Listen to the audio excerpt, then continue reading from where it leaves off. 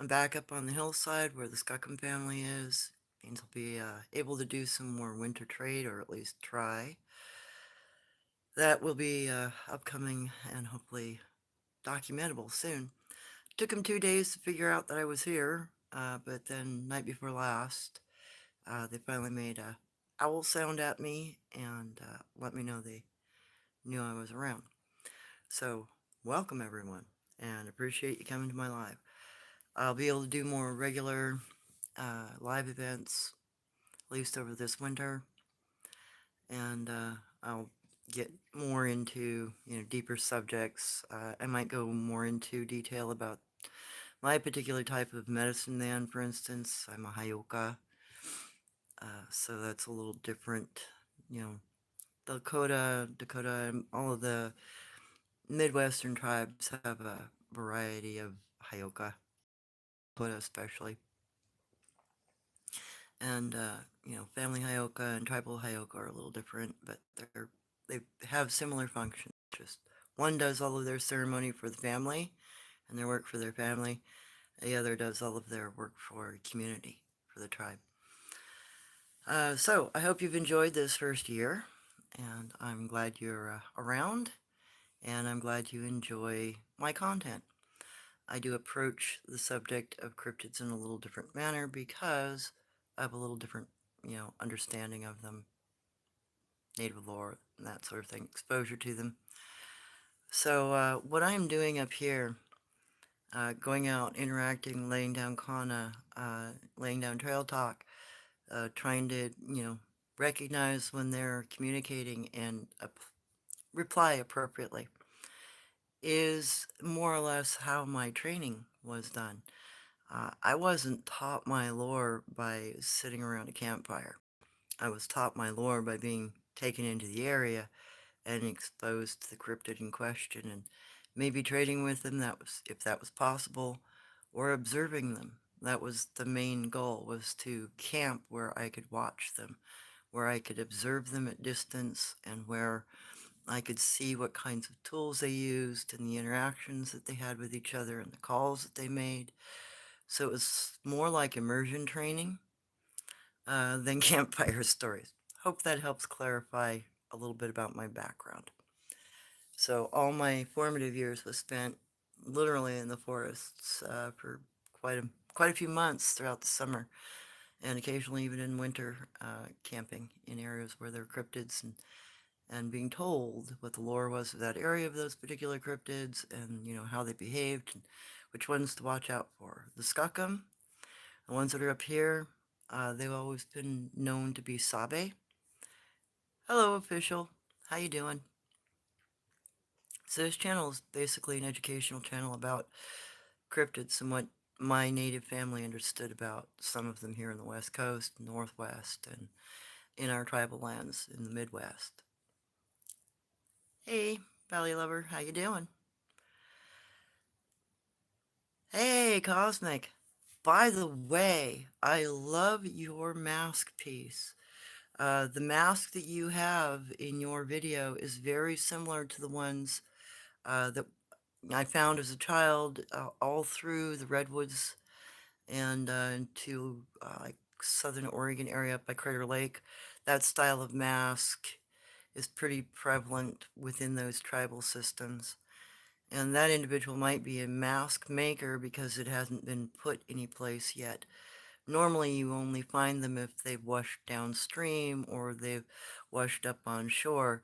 If you find one that far away from the shore, it's likely that that individual is a medicine person of some kind that makes the Winnegapi mask to chase the giant otter away.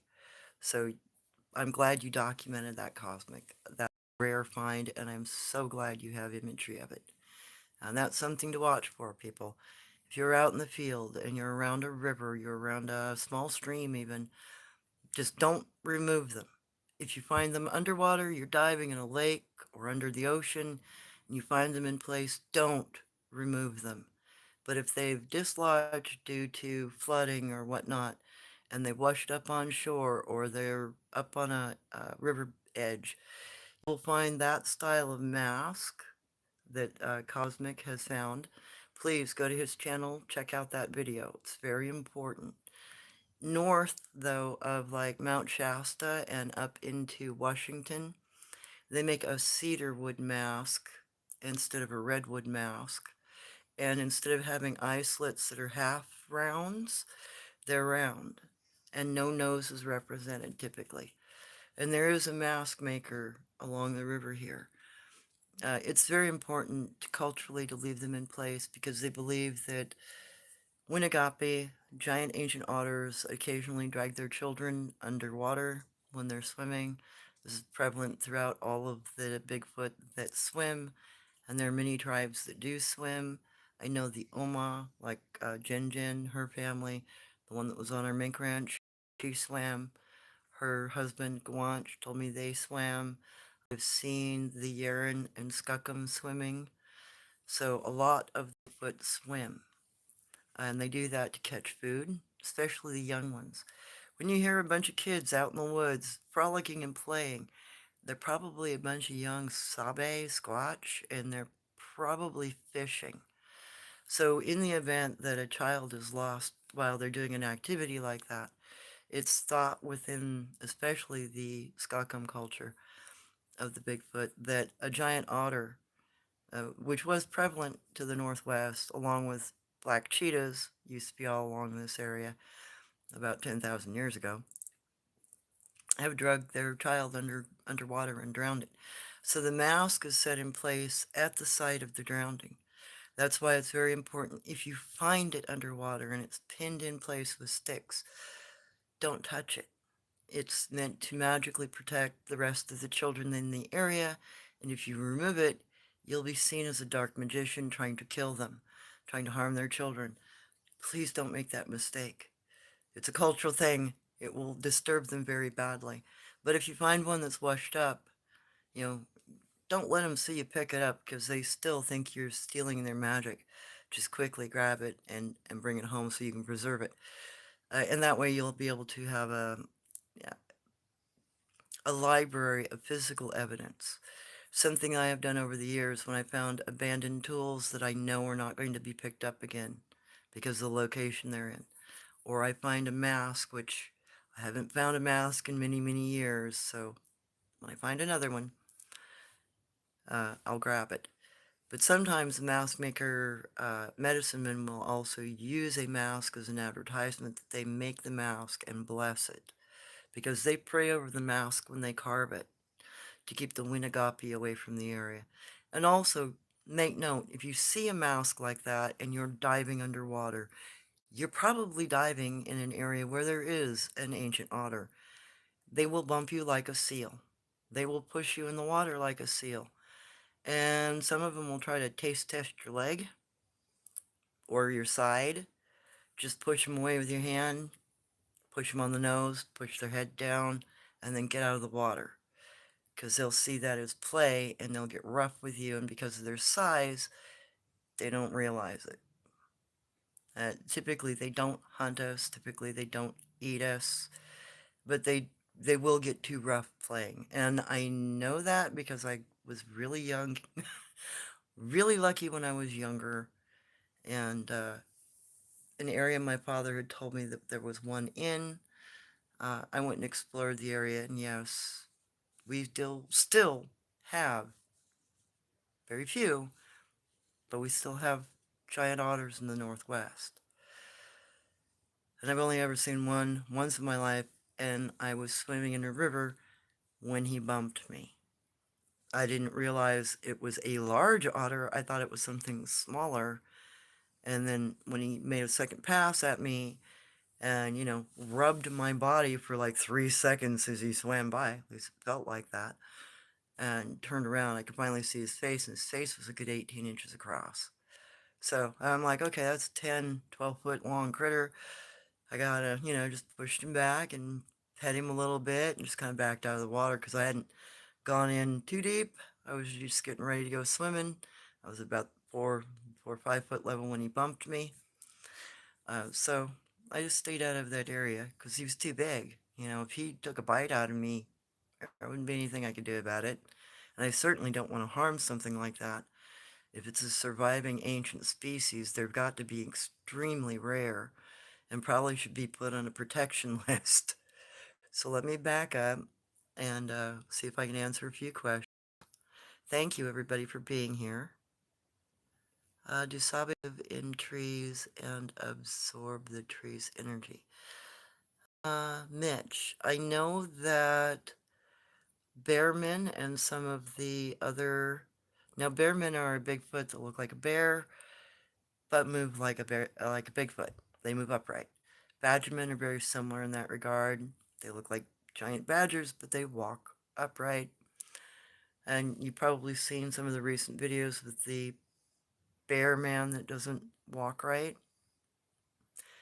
We have a group in this area. They build an elevated platform between two trees that's usually 20, 30 feet across, and they take two larger limbs, or three sometimes, from both trees. They weave them together. They build a wooden platform, and then they weave the other branches around to cover the top. I do have an example of a bear person's elevated bed system in one of my videos. Uh, Mind you, now that I have a good lens, I'm gonna go get closer footage. Maybe I can catch one of them peeping up out of the top of that bed system, because they will.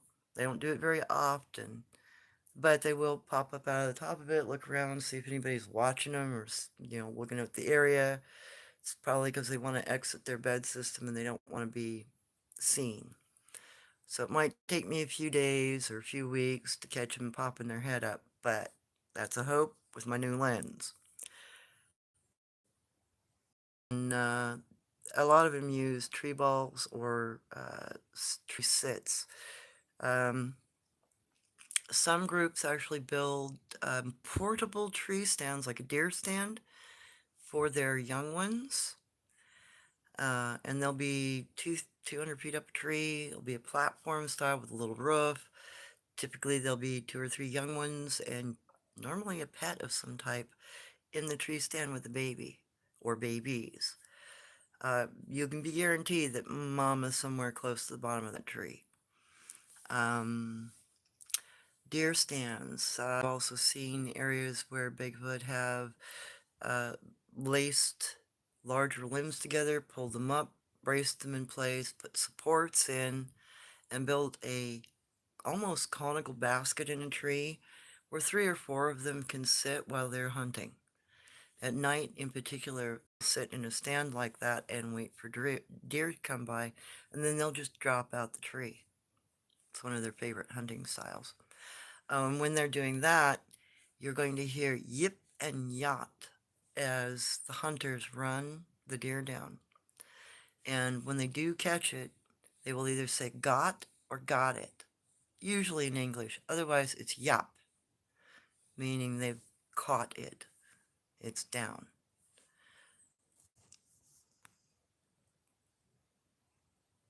Hey, Ben, I'm so glad you're here. I'm glad you're out of the flood. Oh my God.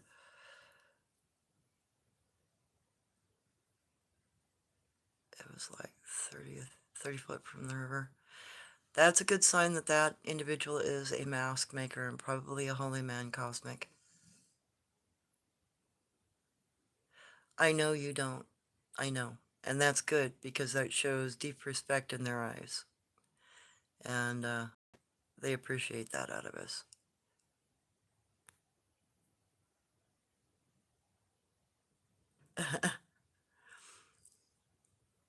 Hey, Naomi. So I'm glad everybody's been able to make it. Okay, Mitch, are you familiar with his experiences with Sabe?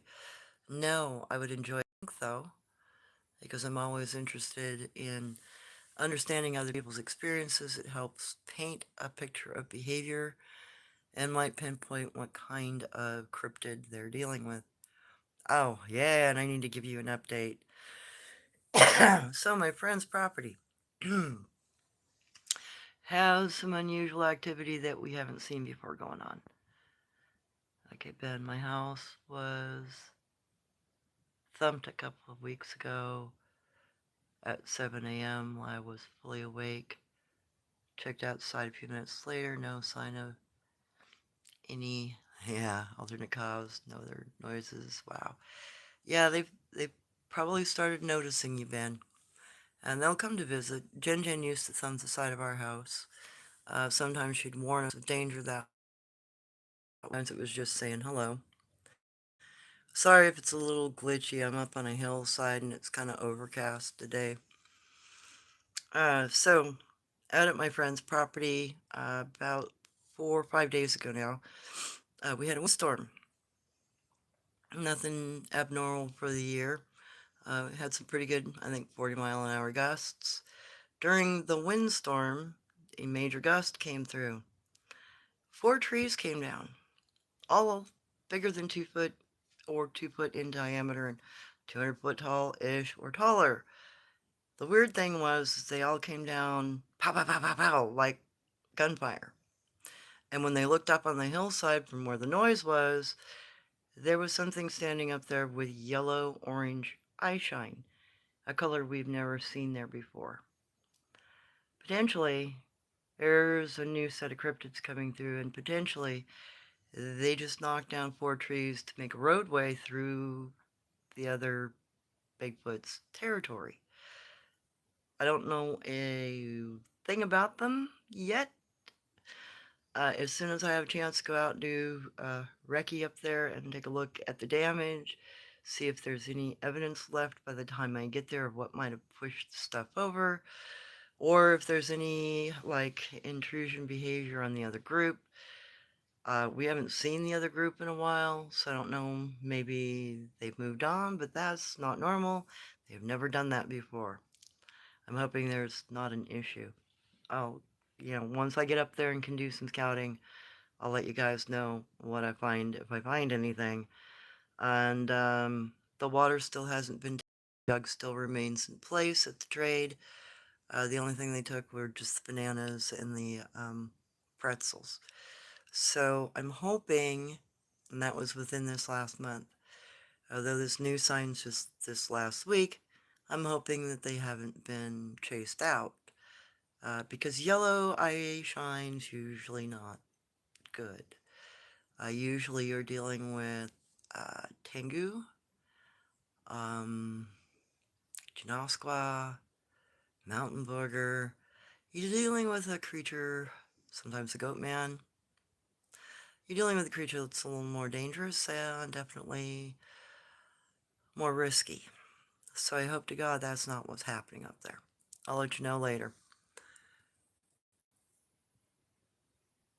Hey, Chileo. Why did you restrict Chileo? He's from another country. He may not be able to speak accurately or write accurately, but he is a member of my channel there, Cosmic. Okay, been 30 years living here in view of them, but only recently continuously aware of them, probably all around me all this time. Oh yeah, they've been here for hundreds and thousands of years, if not millions. Coincidence that only now they are communicating. I think that they think I know. Well, yeah, you put a huge kanji out in your Kana out, letting them know that you can write in their language a little bit, and they'll take notice. They'll start trying to interact. They'll start making themselves known. Um, you might have to make the first move on the trade, or, remember, use an X. That's what you can spare. Otherwise, if you're using my, you have to know how to negotiate, and you have to know how to read kanjis so you know what they're offering. Like if they're telling you that they need to meet you at the new moon to give you fish, you need to be able to read that kana so you know how to react. And you have to understand their pricing system. So you have to know what to look for, what they expect you to bring them in exchange. Um, I would be very careful with that. If you've got a background in Asiatic languages, you can probably do it. Because their language is not that far different from Pinyin, Ainu, and other known Asiatic languages. So anybody with a background in languages in that genre, you'll do fine just writing in kanji and kana and understanding. I mean, you can already read what they're saying, and it'll be easy for Asiatic people with, you know, or people with an Asian language background to communicate with them, and somebody that does not have an Asian language background. So if you've got an Asian language background, by all means, please experiment and document what you're writing in stick form on the ground. By the way, do not ever draw the kanji directly or the kana directly into the ground or any mark of communication directly into the ground unless you're making a path line or showing a direction. That's acceptable. Otherwise, you're consigning the communication to the dirt, meaning you're throwing it away. So don't make the mistake if you're trying to establish trade and communication of drawing in the dirt. Means you throw the deal away. Always lay sticks down. That's the appropriate way of writing.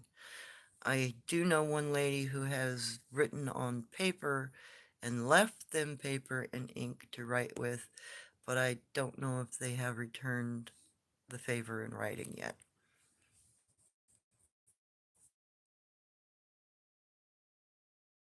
I wonder what happened to him. He must have deleted it then. Oh, that's odd. Okay, Ben, I'll put, yeah, an X out today. I hope they won't deteriorate for their knowledge. Um, I can send you,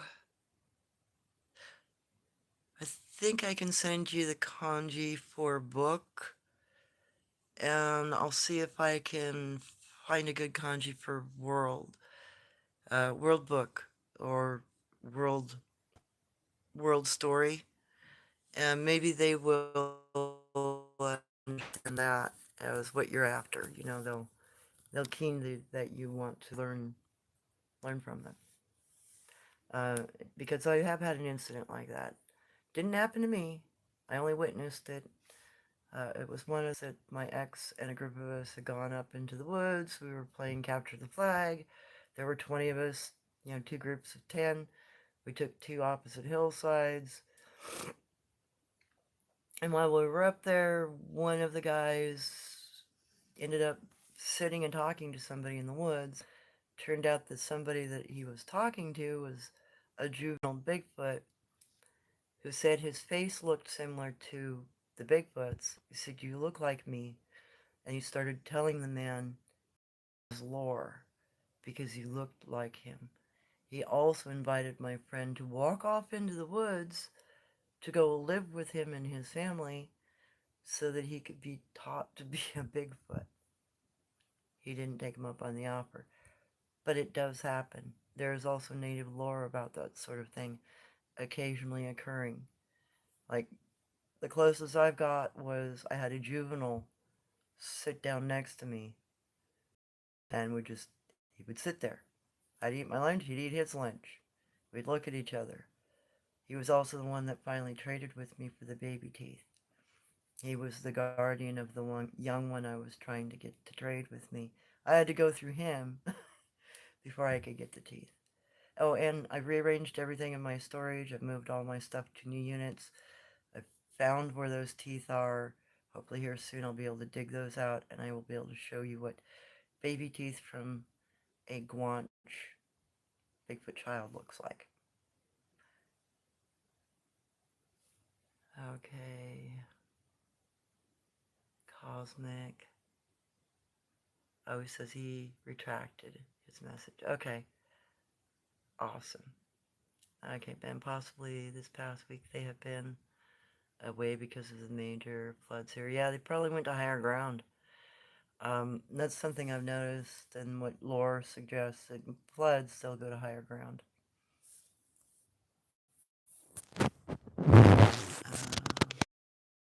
Ben, thank you so much. I've been wondering how to do that. Yeah, no worries. I'll look that stuff up over this weekend and I'll send it to you in a message. My body form is such that might look like them. My yeah, that's the other thing is they will pick up. I think that's why they picked my. I think that my friend who got into a fight with a dog man. I think the dog man picked him because of the way he looked and the way he can do things. The guy is incredibly strong. He has a very triangular body shape, almost no neck. Like, he looks like a linebacker, really. And he's really light on his feet, really quick. My guess is that they saw something in his body posture. That and the fact that he didn't scare when they juvenile dogman rocked the RV he was in. He went out when it growled at him. He tried to hit it. There goes the fight, and I don't know, 6 miles later, he finally tracked it to where it slept, and it tried to avoid him quite a bit. But they ended up friends after he managed to really slug him good. Startled the dogman enough, he kind of shook his head and went, "What?" And then bent the tree over next to him, and that was their marker for where they became friends. So I think that the juvenile dogman might have been luring out to test him. Maybe he recognized something in his body posture or his physical abilities. That guy can tow run like nobody else. I mean, he's like the wind and quiet, and he's got a natural pace to his run that's very quiet. And he can also, grab a tree and swing around it at full tilt boogie and, change directions by ringing a tree. I had to train to do that. He knows just instinctually how to wrap his wrist and flip a tree. So the guy is something unique anyway. Don't know what. Okay. Sovereign. The juvenile that sat next to you. What was he eating? Oh, he was munching on blackberry stems. He was splitting open the dry stem and taking the pith out. And he was picking berries from up underneath the bush as we were sitting there. So I was just sitting there having my sandwich and an energy drink, and he was sitting there doing his thing. It's something Jen Jen used to do when we were underneath my blackberry fort.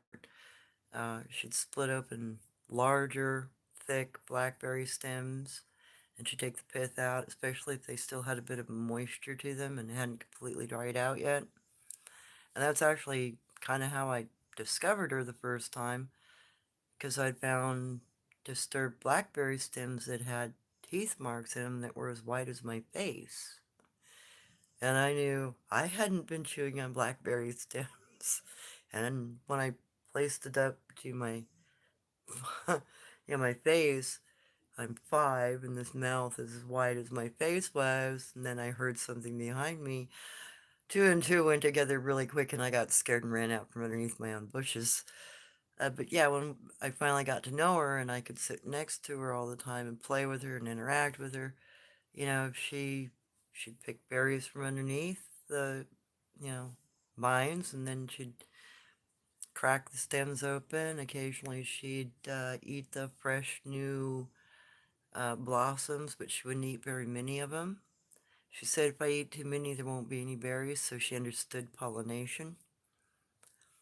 And then there was other little things that she ate, but that's the behavior she had underneath the blackberries. That or she'd be digging roots or worms. I'd see her do that. She'd catch mice all through that area too, little stuff. So, just normal omnivorous foraging behavior is what I always saw out of her. And she never took anything big off of our property. I think the biggest thing she ever took off our property was a pheasant, but I'm assuming that's because we were right on the edge of town and it might have been too noticeable, and she knew it. She understood that. So she foraged a lot of, she occasionally nibble off the mink feed because we fed our mink fresh ground raw meat, turkey, chicken, fish, beef, all scrap scrap meat. We grind it and then, put it on each pen. In the winter, when it would get really hard to find game, Jen would go through one of the buildings and she'd take one little nibble, just like a spoonful, just one little bite for maybe 20, 30 pins. Then she'd leave it away alone and go away. So she was only eating enough to sustain herself. She never took more than she needed, even when she borrowed food from us. When my mom noticed that she had been, taking, especially the fish, we would keep a plate for her at the end of the building that she liked to come into, and we'd leave that plate where she could get to it immediately. And she'd clean the plate and then leave the plate. So that became the habit during the winter. We'd leave her 2 or 3 scoops of fish on the plate at the beginning of that building, and she wouldn't bother. She wouldn't be in need, and she'd be fine for the winter. And so that was enough to supplement her, and we'd do that once or twice a day, usually only once, because my mom, figured she was still catching small stuff. You can still get rats and mice and stuff like that during the winter. And so it was just maintenance, what we could spare.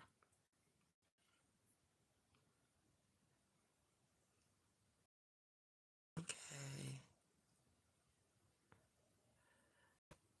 Okay, Cosmic. I've seen Y and G clips here since for a while. Idea, the meaning. Yeah, let me do some research on that, Cosmic, and I can post. I'll get on one of your pieces and I'll post the answer if I can find it. And it's just Z and Yi laid out in Kana. Okay. Yeah, I can do that. I can look that up. Cosmic. Uh, I have wild Alaskan salmon plate in front of me. I need to eat. You know, I almost bought some smoked salmon earlier today. I might walk down and go get that later tonight. Hey, Beam. Yeah, I've been talking about Jen and the fact that I'm back up here where I had been trying to do some trade with the Scukom family. So this will be season 2 up here in the winter, trying to get them to trade with me. The reason why I'm trying winter is because, a little extra food will be easy for them to, they'd be more likely to take it during the winter because it's not as easy to survive. They would need something like that more. That's why I think they took the few little things that I left last time. I've already put some bananas out. I haven't checked yet to see if they're gone. Um, I just want to do a test to see how long it takes them to notice them before they take them. If they take them, at which point I'll probably start again trying to get them to trade.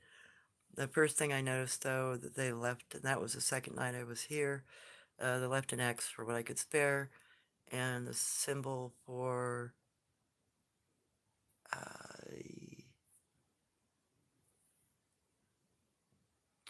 uh, trout in water. So they wanted fresh trout from water, which I haven't done anything about. I might go buy them a trout, see if I can get them to take that. It might be likely that they would. Depends on how expensive the dang trout is these days. I know that they will take fish sticks, because I've offered them fish sticks in the past, and they've gone away. And the package got wrapped back up and put back into place, so fish sticks were removed, the package was rewrapped and placed back where I put it, something a raccoon won't do. So I've got to, this year, replicate that, document it, see if I can get him to do it again. By the way, a lot of the time, I will go through and I will try something 2 or 3 times. Even when I'm trying to figure out where cryptids are sitting in their environment, I will go in and watch and note where they are and which ones move which direction, like if any of them get up and walk. That way, when I'm ready to actually try to film them, I have some idea where to point my camera. because I've already been there a couple times and kind of noted what I hear and what I see out the corner of my eye. Be subtle, so I can kind of just pan and catch him. Hopefully, with the new lens, I'll be able to do some more isolated areas. You know, like when I find one that's just sitting doing its thing, I can zoom in on it and film it for hopefully 10, 20 minutes at, zoomed in range. Additionally, if everything works out, um, a friend of mine just got himself, or herself, excuse me, a phone to give away. And if my SIM card from this phone fits in that phone, which we're doing some research to discover, I will have a 50 megapixel camera on my phone instead of a 5 megapixel camera. That will also help. Please pray for me that my SIM card fits her phone.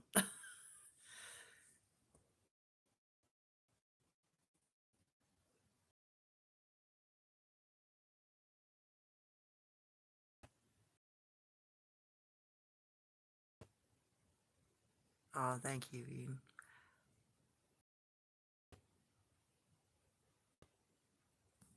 Awesome. Yeah, fish is one of their favorites, so I'm pretty sure that will be a sell if I can get something they like. But, start with what I have available. I got some bananas. Let's do that. See if they take those, because I know a lot of the time they will. And, we'll just go from there. And I'll continue to do like I did last year. I'll document my experimentation, what I lay down. And then I'll document, when it's picked up and if anything's left in place. Last year, the young juvenile Scukom boy gave me a carved rock that had very cartoonish like expressions that were, you could turn the rock and it kind of did a little different expression each different way you kind of turned the rock. Very cleverly carved. I'm hoping I get something unique like that again this year. I'm praying so. Or maybe I'll get lucky and he may, make a tool for me. He is a year older. Maybe he will show off his skills for me. At least I hope. And I did notice that he started sitting next to the owner's window when I left. So evidently they feel safe here and comfortable enough to watch your TV. And that's something that you will discover if you have them on your property. They do like to watch TV. And if you don't worry about them and you're not concerned about them being that close to your home, uh, go ahead and make a spot where they can view your TV with ease. And then see if you can set up a camera that looks out your windows, watch them watching your TV. So that way you don't have to worry about any kind of infrared beam warning them that they are on camera. I came up with that one recently. Figured I'd pass it along. Just thought. If my friend's property that has Bigfoot on it, if their part of the home wasn't the second story, I would have suggested that to them. But there's no way to film them sitting next to the property at that end of the home. Anyhow, that's an idea. They left me a fat tree root with vases in the front of my tent. Oh, wow. Awesome. I hope you kept that beam, because for them to do a carved item for you, that's really good. That's really nice. They have a good relationship with you and they appreciate you if they start giving you carved stuff. I've gotten carved stuff a couple times in my life. Both times it's been carved stone. I haven't gotten anything in carved bone or wood yet, but I have gotten two pieces that are carved stone. Uh, One is a piece of jasper, red jasper, that's got my dog Caesar carved on it, and my dog Karma carved on the other face, and then that little rock that the juvenile Scukum gave me last year, in trade. Had the faces on it. Oh, cool, thank you. Yeah, I'd love to see a picture of it. Now, I have seen there's a Bigfoot medicine woman that comes down the Willamette during the summer, and she has I think it's choke cherry root that's massive. It's probably 18 inches long and a good 10 inches high, maybe 4 to 6 inches thick. And the root itself looks like a Bigfoot standing over a pot like they're cooking. And it's not carved, it's just it looks like it's natural. That or it was carved so long ago that you can't tell that it's carved, because I've seen that used as a marker, and it's a unique marker. Don't take them. If you see something that unique, please leave it where you find it. If it's a unique rock that's painted, anything like that, leave it. Sometimes those items have been in their families for generations. And this particular medicine person, I think this particular root has been in their family for a very long time, because it looks pretty old. And I know I've seen it since the 80s, so that's a good 50 years of me seeing it, almost. So, almost 50 years anyway. And I don't know how long it had been traveling up and down that river before then. But I do know where it originated from, because I finally found the location it's representing, which is also very odd, because they would consider that a special or unique piece. Um, I have seen unique markers that medicine men will keep. Typically, there'll be something that is shaped and it's naturally formed. It's typically not carved, but it's found. And when it's found, it's considered sacred because it's natural in its creation. Um, one of the items that I've seen like that was a wooden, and I swear when I first saw it, it was a deer skull with horns sitting at the bottom of a tree. I had to do a double take, look at it before I realized it was just a natural piece of wood. It hadn't been carved. It was a broken piece that had tumbled and broken, and whatever happened to it, it looked like a pronghorn deer skull. It was so weird. But I left it in place. I got pictures of it. I also found another medicine man that had a piece of bark that had polished down in a river, and it looked like the shoulders and head of an eagle with its head turned sideways. And he would lay that in his medicine circle. And then he would also build a stick eagle to include the head when he was doing medicine. So I understood that, and I understand. Please, you need to understand this too. Those types of items are normally used in healing, and they are something that is revered within the group as special or unique. So please respect that. They're not just animals. Bigfoot are too intelligent to be considered a greater ape, unless you are considering them part of our end of the line. And personally, I think they probably are, because they're far too intelligent. And I can't hang with the idea that they mimic us, because I was around Jen Jen for too many years. She didn't mimic anything I did. She taught me stuff.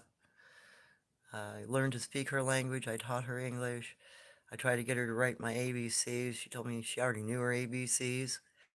So I don't think they're a greater ape.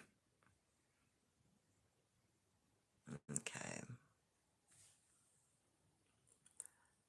Beam. I left them Reese's peanut butter cups. Oh yeah, some of them really like those. The one that used to sit by me, he liked Butterfingers. And I realized I'd have to open the package for him because he didn't know to take it out of the package. First time I found it in his dong, I went, oh my goodness, better open the package. He doesn't know it's in a package.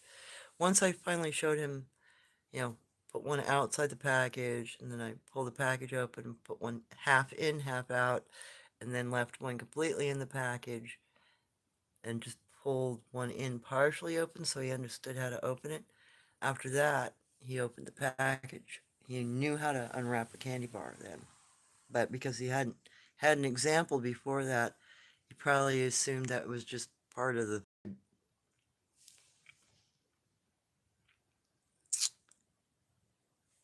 Okay, Tina, I haven't left any gifts because I wasn't feeling well and didn't want to spread germs.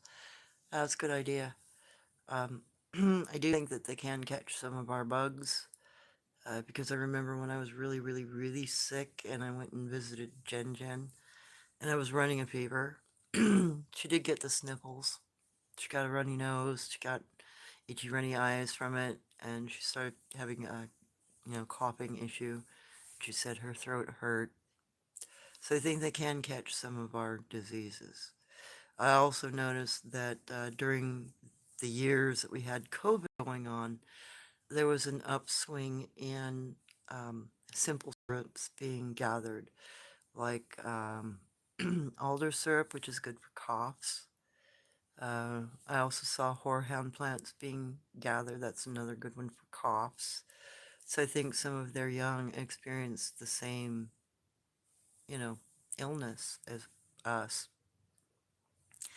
And I do think they may have lost some of their children due to it and some of their elders from it.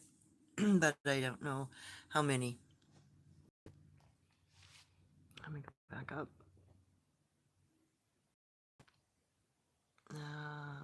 Then, hey, if they value natural things that resemble creatures, etc., then maybe they will like the mudstone I have. Many look like animal shapes. Or you might want to hang on to those. I don't know. It depends on if you have any value in them or if you want to trade them. They might take those for their children to play with. I know that I've had success giving away like burlap shoulder bags, something to carry food in. A lot of them will accept that. Just a simple bag with a strap, toys, stuffed toys, even little carved wooden toys, balls, just nothing that jingles, nothing that makes a loud sound. Don't, everything has to be quiet. They'll trade your jingly toy to something further out in the wilds where it's safer for them to make a noise. But if you're closer in or edge town, give them quiet toys so their kids don't get discovered. Otherwise, they also might think that you are trying to set them up. So don't make that mistake. So toys. Um, Mom used to carry wooden brushes or combs. She would give those out occasionally in trade. Um, what else? See, bags, toys, food. That always works, but some people don't want to do that. Um, items that they'll use. Knives and lighters, believe it or not, are very popular. Go figure. Um, Anything that would be useful to them, you know, while you're hand foraging. Um, I've even left baskets, baskets with handles that are good and sturdy for the females because they'll take those baskets occasionally. The young boys will typically take the bags. That way they can show what good hunters they are and fill those bags and bring them home. So those are some of the items that would probably work really well for them. Or a length of rope. They'll typically use a length of rope. They'll tie it up in a tree for the young ones to climb on. Stuff like that. I'm pretty sure they'll utilize.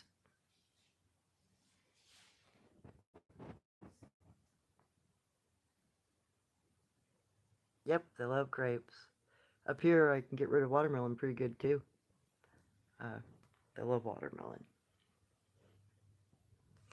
I've had good luck with giving them fish, jerky, any kind of meat, cheese, apples, bananas, watermelon,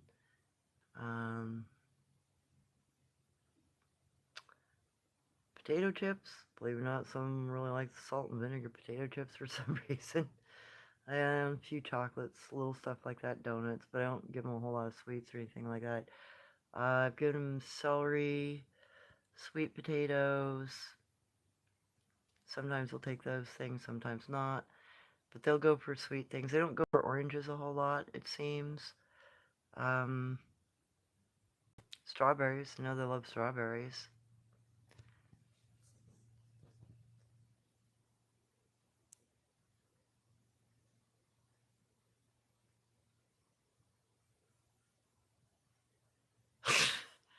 Yeah, popcorn is another one.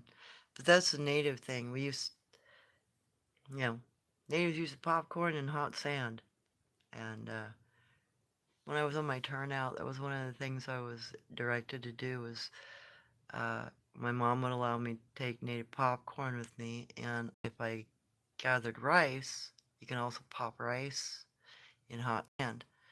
So that was one of the trade items I would use when they'd leave me a bird or something. I would pop them grains, I'd pop them some popcorn or I'd pop a handful of rice, which takes a while. Leave that in exchange because those are considered valuable items. You don't get those kind of things very often in the desert when you're out hand foraging. It takes time to do those things.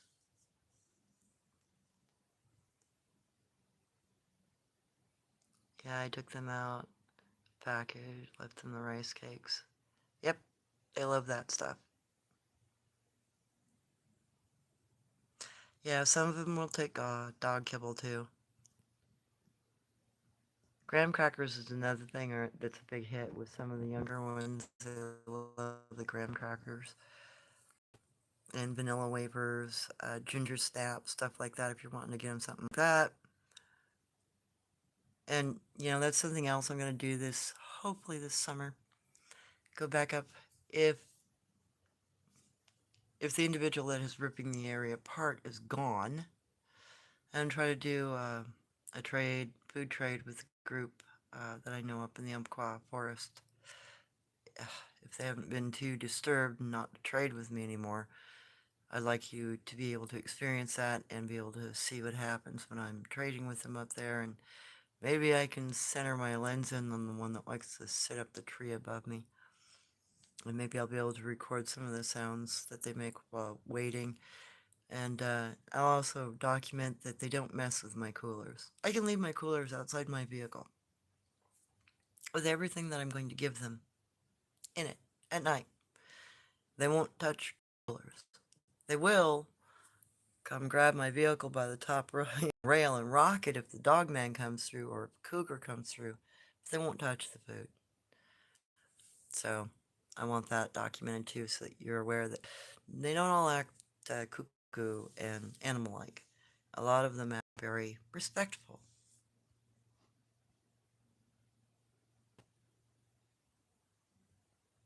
Yeah, you need to give them items that the raccoons will ignore. That's true, Ben. I'm pretty sure anything that's a physical item that isn't a food item, a raccoon isn't going to have much interest in. But, anybody that has a thinking mind would be interested in. Okay, Randy, if they're cloaked, can they still get sick? Well, yeah, they don't go anywhere. Cloaking, all that means is that they're like the invisible man. You know, they're still physically right where you saw them disappear unless they step away. And you can touch them still if they're standing right next to you. Um, they don't go anywhere. They just become invisible like glass. You can see through them. It's the only difference. You can still touch them like glass. And I did have an incident up in the Umpqua, gosh, I want to say it was back in the 90s. I'd gone camping up there. I was alone. I didn't have a dog with me at the time. I think I was on my motorcycle. I'd gone up camping in my little tent. And I knew I was pretty close to the not so cool Dogman area, but I knew I was also still close enough to I was on the borderline where I was camping. I was camping on the Bigfoot side, up there with the Guanch. Dogmen are just basically the other side of the creek. And I was coming back across the log, a little walkway across the creek, because the creek was only like 6, 8 feet across. There was this little, like, 1 foot log you could walk across to get to either side, and there were campsites on both sides of the creek. And I was walking over to the other campsite when something from behind me hooked my ankle with a foot and shoved me with a hand on my shoulder to trip me as I was trying to step onto the log. My automatic response was I just turned. I didn't even bother to look. I just turned and shoved it. And then I looked. There was nothing there. But my brain, I knew I had touched something with hair and it was wet and I could hear it. It made 2 steps because I shoved it and then it stood there. I could hear it flipping, breathing. Smelled my hand. I went, stinky dog. Stinky wet dog. Why is there a musky, stinky wet dog? Oh, you're still standing here. The juvenile dogman was trying to count coup on me and catch me off guard, and I counted coup back. To count coup means you run up on an enemy, you shove them, you touch them, something. And if the coup is returned, you got even ground. So I accidentally, just naturally reacting, counted coup on him. So that one, he doesn't bother me. He'll come investigate. I've had him look in my windows up there, but because I've counted coup on him, I could use him if I ever have a problem with the dogman. Potentially, I could find him, use him as a go-between to negotiate a peace, if that's even possible with this group. But I know he won't ever bother me, because I've already counted coup. He knows that even if he is invisible and he tries to trip me, I'm still going to get a hold of his ass. Pardon my French.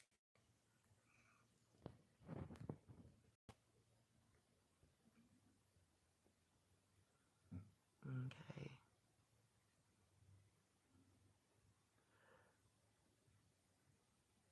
Yeah, graham crackers, I love those.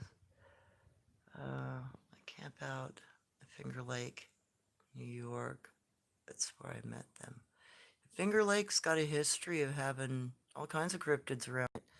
I think there's even a lake monster somewhere in that area, if I remember right. Might want to check into the local lore, Beam. I can't remember, but I think my grandma said something about there being a lake monster in that region, too. I know there's other stuff. So, I hope this has been a decent live. I'm sorry, it's just kind of been a general informational thing. I've got to do some more work with my lens. I'm going to have to figure out how to do some presets with it because I've got 2 rotational settings and 1 pull setting I can do on it. And once it's put in the mount, operating the pull setting becomes rather difficult without potentially breaking my little holder. So I'm going to have to do some messing around with this thing and see if I can do a good, general setting for 50 foot and then I can clarify, or 30 foot and clarify it. So as I get accustomed to that, I'm also looking into another lens that's a smaller lens. It'll just clip onto my phone and be just a, rotation manual. So I can handhold that one and operate it on my camera.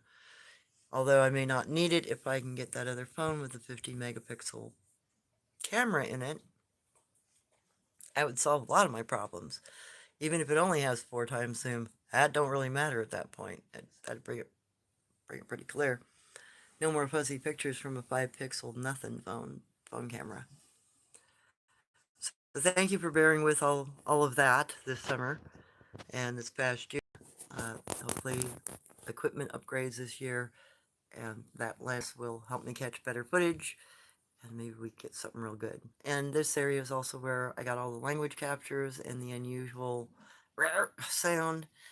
So that's just right up on this hillside, that way. Just right there. All up in that region is where I can catch those sounds. I get a whole different set of sounds from this peak line here. I think that's where one of the dogmen come down through, is that that rotation there. So I hear sounds up in this back hillside area all the time at night. I've got to get some sort of like a directional microphone and a recorder, uh, maybe some sort of a bell system to kind of pinpoint the sounds. Maybe I can catch some of that night chatter that they do, because you'll get owl calls, you'll hear language. Occasionally I hear what sounds like cavemen arguing. Uh, right in this region, just above these houses, you'll hear some of the weirdest stuff. Bullseye mic. Unless somebody's got a bullseye mic and a digital recorder they're willing to send me, I gotta get one, because this area's got a lot of sounds that happen at night, and they happen regularly. Every 8-10 days you'll hear something. Sometimes more often, sometimes less often, but during the winter you hear a lot of it. Oh yeah, I always try to answer everybody's questions as much as I can, because not only do I learn something from the question half the time, if I have an answer I can at least give it. If I don't have an answer I can also tell you I don't know. Because there are some things I don't know. There's probably a whole ton of stuff I don't know.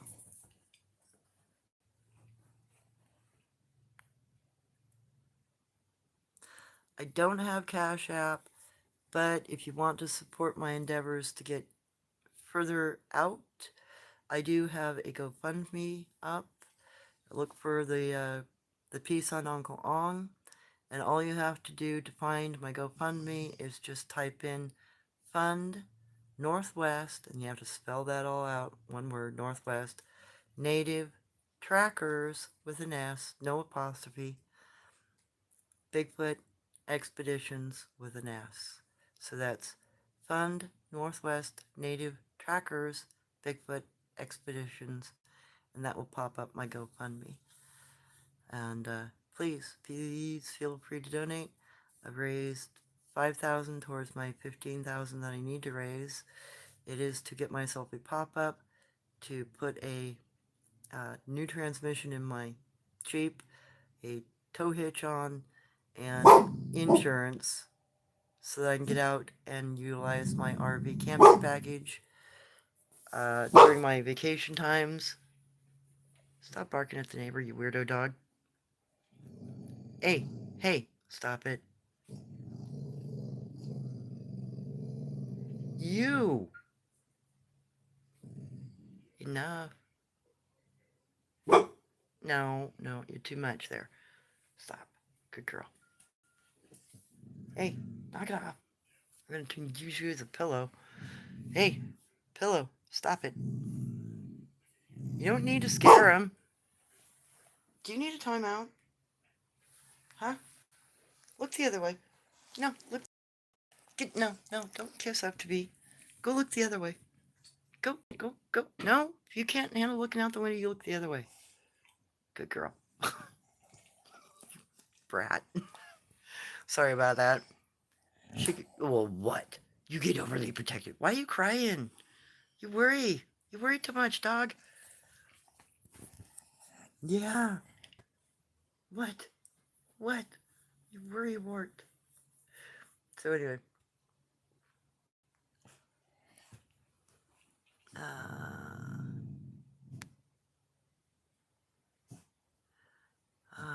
Key advice for you today. Thank you. Yeah, you're welcome, Ben. Anytime I can help out. I always learn something new. No worries about. Cool. I'm glad to hear that, Jan. Oh yes, Leona, nice to see you. Long time no see. Oh, bullseye mic is a long cylindrical mic. Typically it has a bell at the back of it, and what it allows, when you point the bell in a direction, it allows you to kind of focus the reception of that sound into the bell for recording. So it helps you capture distant sounds a little better. And because of the nature of the bullseye mic, you can kind of pinpoint a location, which helps you capture that overall area's sounds better. I found one recently here used, and it was $300, but it didn't have the bell, so I passed it. Next time if I see one, I might just buy one and build a bell. Otherwise, I have I have a friend who does sound equipment stuff. I'm gonna talk to him about how I can maybe make a bell, or if there's some way I can utilize a mic that's less expensive but still get the same kind of thing out of it. Otherwise, bell microphones are anywhere between $300 and $600 to get a decent one on average, depending on the size you want. I'd like to get one that's about a foot in diameter so it captures better sound at a greater distance. That'll get me about 200 yards. In the past, I've used like just even the little tiny digital recorders.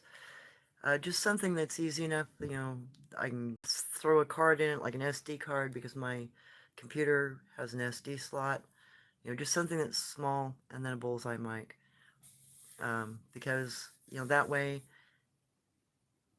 one of the reasons I thought about utilizing something like that, if can't be in the same area, or if I'm trying to get them to react in an area and not just trying to record by going out near them, if I can leave the bullseye mic pinned in place where I know they're going to be at, I can go somewhere else away from my recording device so they'll be more willing to come closer, and I can encourage with calls or with knocks somewhere else for them to make their sounds closer to my mic. I've been toying with that. Hopefully I don't find it and ruin it. Otherwise, it will be, I have to go out and get in the woods with them while they're doing that and try to catch their sounds.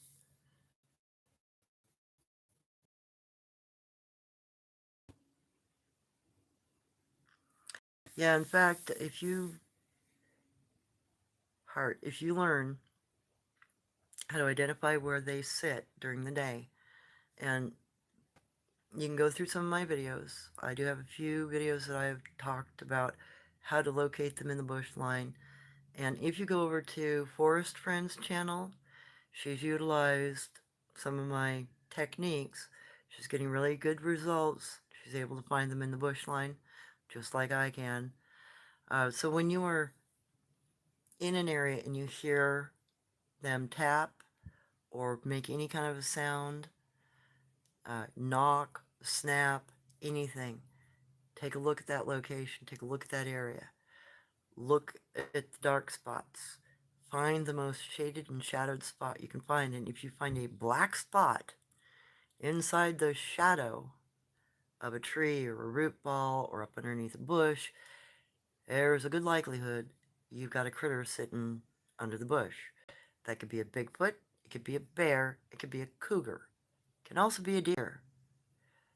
Most commonly up here, I've found cougars sitting that way, bears sitting that way, and Bigfoot.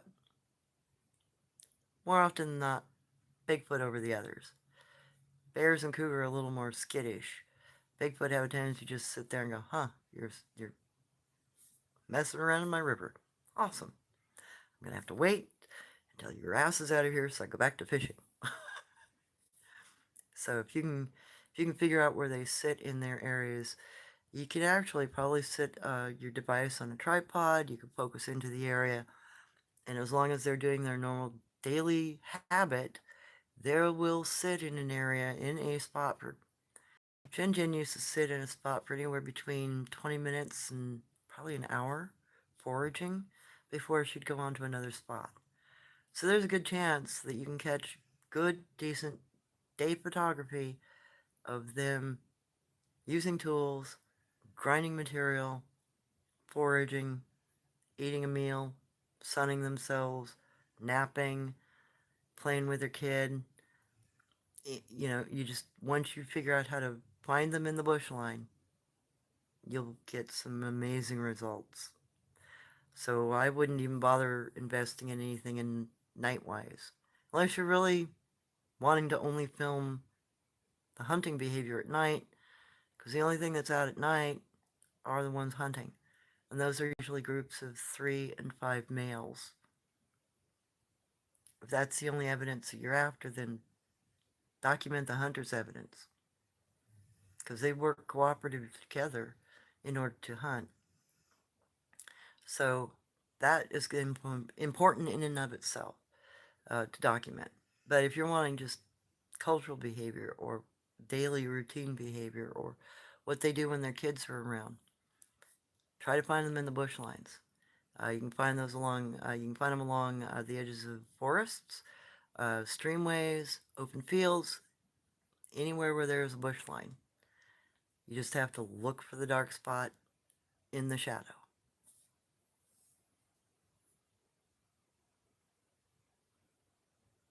Oh gosh, and I have to let you know, my old email, I can't get into it right now. My other phone died.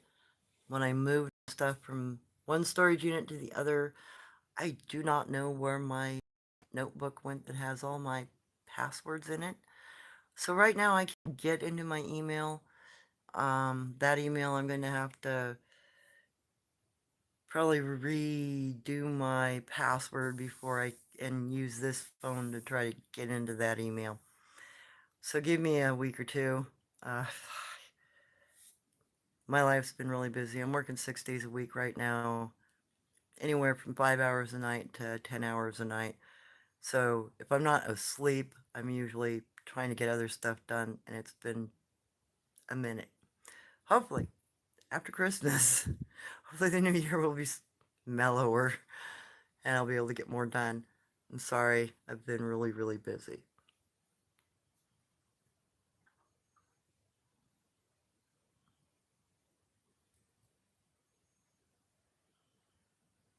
Okay, Heart, how tall are dogmen typically? Just curious.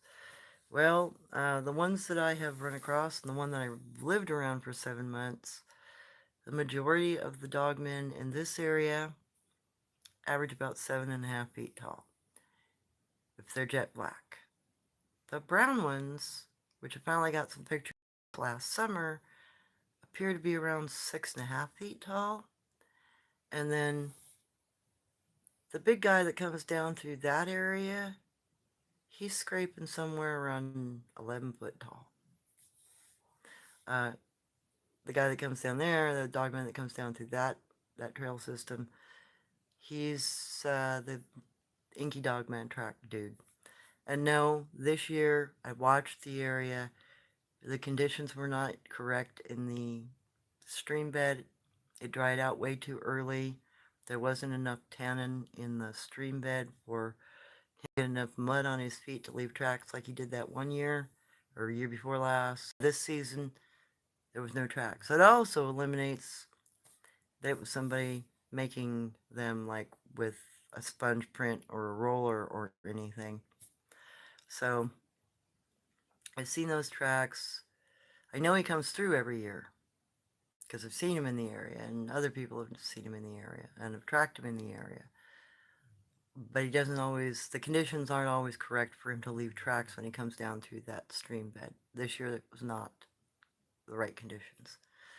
So I will be monitoring again next fall because he usually comes through, he starts coming through that area first to second week of October, late September, sometimes by mid-October. If I don't find tracks in that timeline, I typically won't find tracks. And if, like, the stream bed dried up in freaking July like it did this year, there's nothing for him to track down. So hopefully it'll be a little rainier next fall, and hopefully the conditions will be better, and hopefully I'll be able to record some more of those track types. Hey, Bad Pup.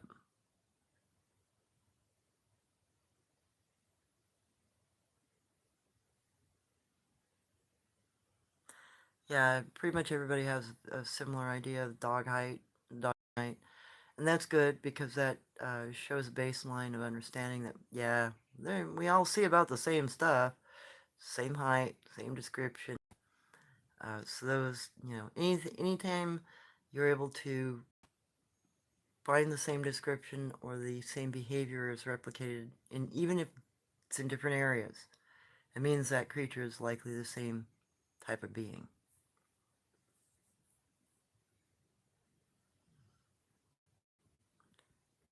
Neo, I really appreciate the efforts you put into your channel, particularly when you're working 6 days a week. Hell, thanks. At least they're at night, I'm glad it's not 6 daytime days. Then I'd have no time to do any filming. At least, I don't usually go to work till 6 o'clock at night, sometimes as late as 10. I have to have my job done by 5:30 in the morning at the latest, so then it's just trying to wake up early enough in the day to get something done. And I'm glad you enjoy my content. And I'm sorry, I'm not into a high production channel. Um, my interest is simply to get the information out there and to try to preserve what the lore I was taught about these things, and the way we learned about them and how we understood them, and the things that you could get away with around them, and the things that you had to be careful doing, and the ones that you cannot be around. Some will eat you.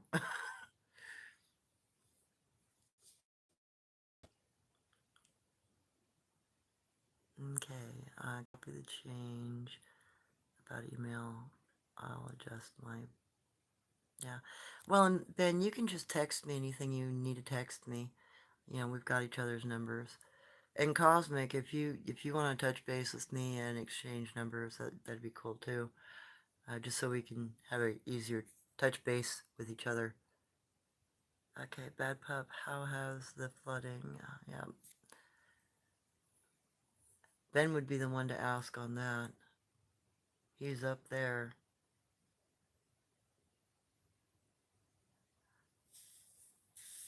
So anyway, it looks like I've been on about an hour and a half, roughly. What dogmen and other cryptids in your area of Oregon other than Sabe? Oh, well, let's see.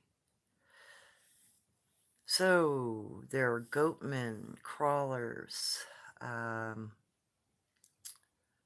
seen what looks like and tried a couple of times to get a picture of what looks like a minotaur man here. Something with cow horns. He's down in the mixed group. He don't like pictures being taken of him. I've tried twice to sneak up on him. Can't get a good picture yet. Maybe with this lens, I won't have to sneak up on him. I can just focus in on him. So there's those. There's badgermen, there's bearmen, patty type, guanch Bigfoot, Scukom Bigfoot, Oma Bigfoot, which look like chimpanzees. That was, Jen was an Oma. There are like 1, 2, 3 types of black dogmen, black-haired dogmen. There's at least one type of brown-haired dogman in this area. There are several dinos in this area.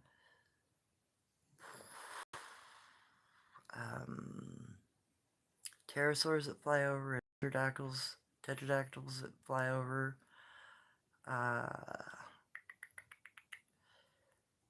Some of the stuff, there's sun-faced people in this area too. Finally found in the mixed group there's a sun-faced.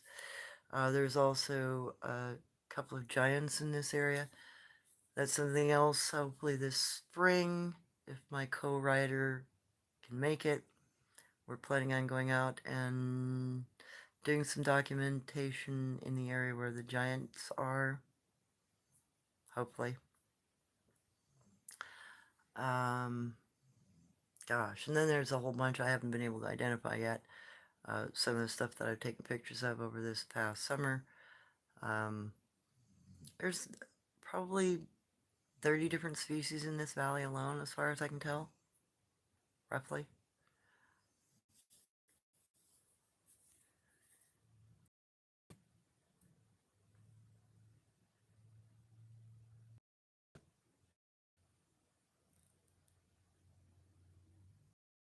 Okay. Then access to water has been the top. Smart people like put the higher ground as I did. Yeah, I'm glad you did.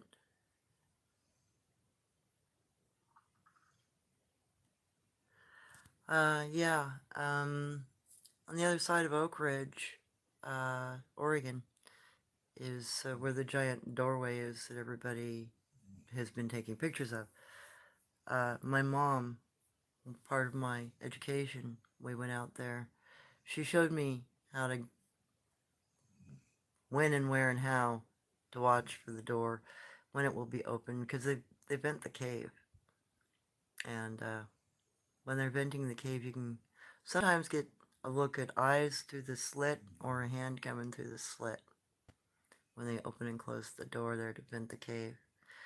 The mixed group has two giants. One is hairless. The other one looks, he's 10 foot tall. Giants aren't necessarily 30, 40 feet tall. It's just normally they look a little different. So you've got, in this area, you got a tall, skinny, tan-skinned, brown-skinned giants that are bald. And then you've got the big hairy giants that look very, very much like a human in the face. A good majority of the time, they can grow beards and mustaches and long hair on their heads. I have a picture of one of those. He's in my post section, and I list him as 10 foot tall. He's a big giant, but he's what we considered a giant because of the human face. He's also fair-skinned, like the sun-faced people and like us. We are considered red-bone people, sun-faced people, by most Sabe Bigfoot, and they don't trust us. And next live, I will be discussing why we don't live together anymore. In ancient times, we did. Bigfoot and human beings lived in the same communities together. My next live, I will go into the reasons why we don't anymore. Because there is old lore about it. Giants typically live underground. The majority of them live in caves. As do crawlers, wraiths, the Komazotes, the bat people, which we have here, they live in caves. The goat men are supposedly cave dwellers and people eaters. Some of them used to be. I don't know if they all are now. That's the other thing, if you are researching your local native lore and you're talking to any elder that's willing to talk to you, remember to ask not just about the general characteristics of the different kinds of cryptids in the area, if they know of more than one. Ask them if they eat people or not. They might say they've been known in the past to eat people. That also is suggested that they will still eat people. I was warned on one of the areas that I was going into in Washington by the son of an elder who sent his son to say, let her know she's going into an area where they used to eat people. I'm glad he told me. Because if I would have gone in there at night, I would have been missing. I only ever went in there once at night, and I went with a friend to confirm that they would hunt me. And yeah, we almost didn't make it out. And I should have documented it, but I was just being curious and stupid.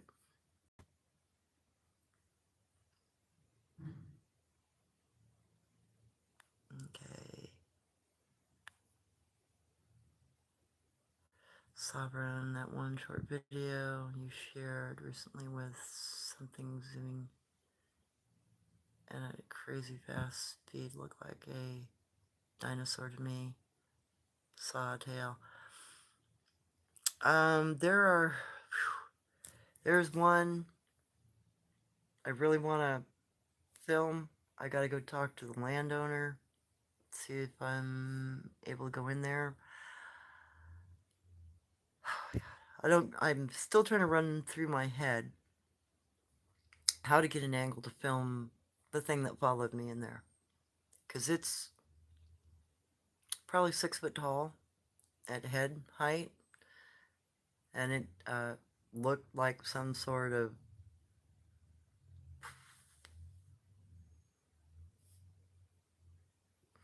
It was really archaic looking. And I only got to see like the side of its head, part of its neck, and it was like kind of blue gray to green color in its patterning, but it didn't have scales like modern scales. It looked more, the scaling on it looked more like alligator or crocodile scaling, but its teeth were like a crocodile's, you know, it's just cylindrical, right out the jaw tooth. I want to film that thing, but I really don't want to be very close to it because it could take me down. The one time I did go in without somebody, I wore every piece of leather I had for my motorcycle. You know, I wore my leather jacket, and I have a heavy jacket. I have a 10-pound jacket that stands up on its own. I don't even have to hang it. I can set that thing on the floor and it stands in place. It's so stiff. I had chaps on, heavy boots, and my helmet when I went in to take a look at that thing a second time. And then that day I realized I wasn't wearing enough armor. No way in hell was I wearing enough armor. I better be wearing a tin can. So I don't want to be down in that ravine with it in the clay bed area. But that's where it hangs out. So I need to talk to the landowner because I know there's a rim rock in that area, and I know there's also a huge boulder in that area that looks straight down into that stream. I want to know from him if there's another trail in where I can be on high ground filming from above down with a shorter exit out the opposite dang direction. Hopefully. And yes, the other two locations where I have filmed or taken pictures of dinos, I'll go back in. Those dinos have been the smallest ones I've heard chortling within probably 15 or 20 feet of me in the brush. Occasionally I'll get one that sticks its head out and looks at me. And the one that's mid-size, I'll hear it running through the bush every once in a while. I still don't know its pathway well enough to get a picture of it moving. The little one, he's got one particular brush line he likes to poke his head out and look at. So I got to figure out more about how they're moving in their terrain before I can catch better footage of them. But they are also on my list.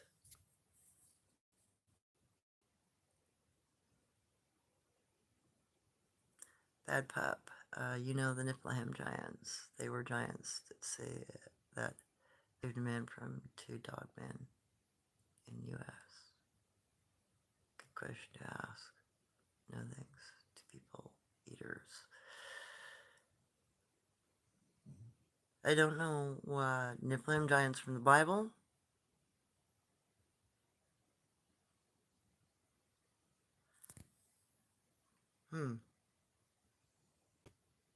I'd have to have more information on that. Because from my understanding, the Niflheim giants are like really large. Yeah, because a cubit is 18 inches. So if something is 10 cubits tall, that means it's 18 feet tall. So if it's 30 cubits tall, it's taller than any Bigfoot on the planet.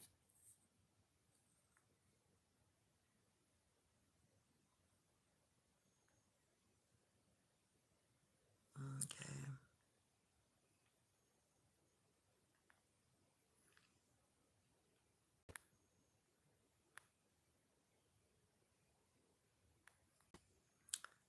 Yes. The sun-faced people, there are quite a few. There's old lore about certain giants. Not every giant was a people eater. Only some of them. And like the Sisiya and the Sitka, Two cousin species that look a lot alike. One has human teeth and normal fingers. The other one, and toe count. The other one has shark-like teeth and, polydactysm, 6 or 7 fingers or toes. And Boris Friend's channel, she recently caught a Bigfoot with shark's teeth. Please go check out that, still on her channel. I'm still trying to catch one up here that has shark's teeth. Not that I want to be that close to film one, but it is important information for people to have and to understand about them. I have a lot of experience being really close to them. During my coming of age turnout of 7 months, I lived between 3 different groups of cryptids, and one of the groups kept pterosaurs and pterodactyls as pets. So, yeah. And then I spent 7 months, that was when I was a teen, back when I was 15, and then that was 1978. And then a couple of years ago, I also was 7 months around Dogman, 2019, 2020, and growing up around Jen Jen. She was on our property between 1968 and 1973. So I've had a lot of really close experience throughout my life. That's one of the things you'll find about Hyoka medicine people. Oddball stuff happens to us. We get struck by lightning a lot, and cryptids have a tendency just to be around us a lot for some reason. I've talked to other Hyoka medicine men. They're like, oh yeah, they always watch me. I don't know why. It's probably because you're Hyoka. You ever go sit and talk to them? Oh, sometimes no, I don't want to. Okay, no problem. But yeah, there's the behaviors of them are not what you would expect, and they don't always eat you. But there are some that you have to be incredibly careful of. And that's part of what I've been trying to do, is educate people.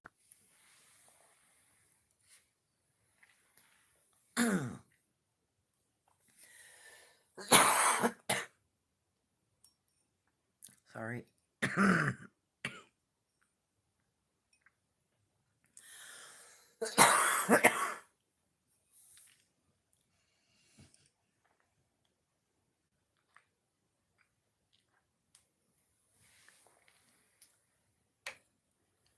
A little bit of orange juice.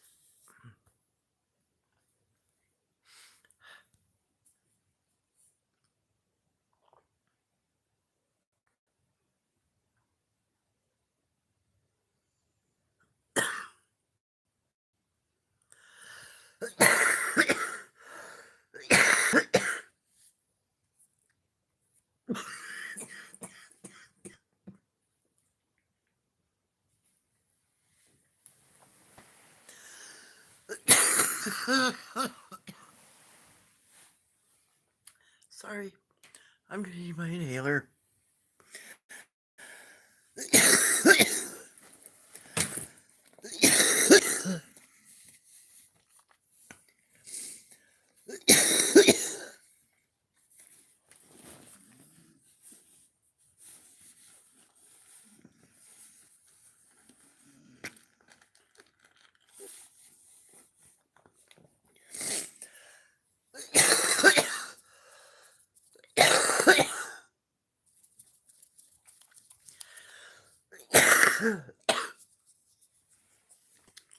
Pardon me.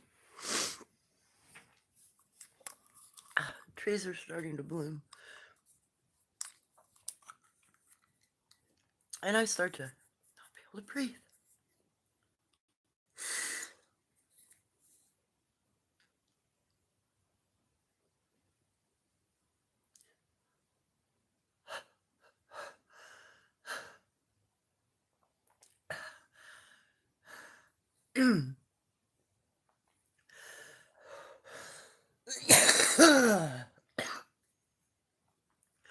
Sorry about that.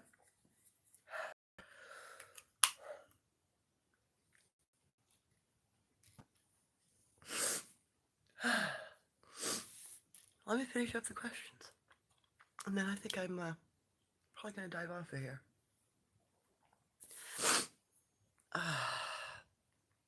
So, Forest Friends was the name of the channel that has the shark tooth individual in film. And she's got screenshots of it up as well.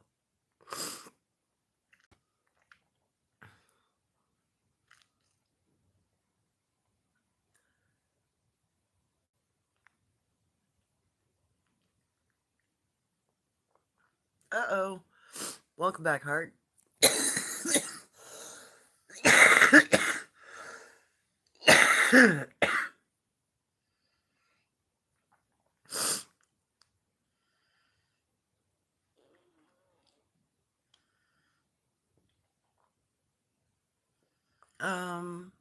I've read up on the Titans of the Bible. In Numbers, Philippides, or Phyllis, yes, Philippides, Book Enoch, which is fictional work, a hypothetical fictional work at that. But in Numbers, is the best descriptions of them. And they are far too tall to be Bigfoot. I think the smallest Anakim variety of the Aeolin, which are actually Gnostic texts included in the Christian Bible, because the Niflheim and all of that's actually Gnosticism, not Christianity. And it's influenced the Bible. Mind you, I've done Bible studies at PhD level.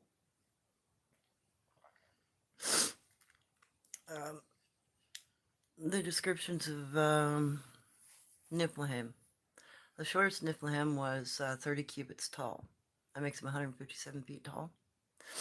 The tallest, I believe, was over 170 cubits in height, making him 995 feet tall. I do not believe, unless you're looking at a petrified mountain that looks like a giant, which is where our Niflheim are. They are the petrified mountains that look like people. Those are our Niflheim. They are dead. They are petrified. They have been since God did them in. So, yes, I've studied it. Yes, I'm aware of Niflheim. And I'm also aware that all the faces and the body forms and everything that make up our mountains, and sometimes our cliff sides look like big people standing there. There's where our Niflheim are. They are petrified. They are stone. They're not Bigfoot. Unless, of course, you believe that God missed, or that God somehow is imperfect.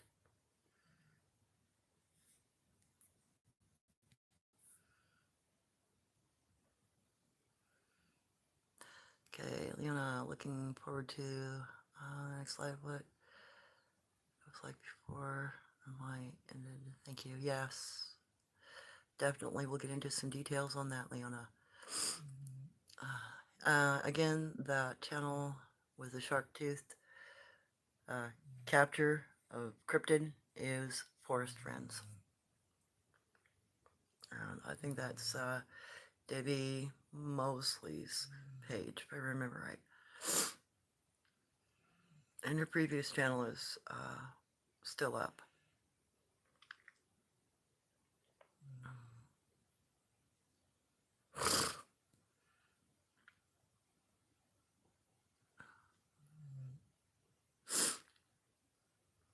Okay.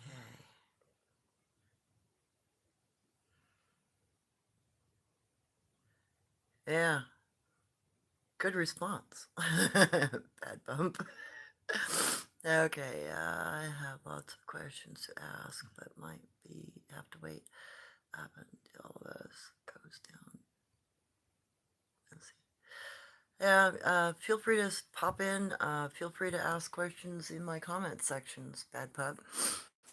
And for close-up shots and anything like that out of my videos, I always post those in my post sections. You know, I go through and see what I can find in my videos. As I notice and I'm filming, I'll figure out where the black spots are and I'll go back and see if my camera picked it up or not. And hopefully with this new lens setup, and hopefully if I can get the new phone with a better camera, I should be able to get some really good footage this year.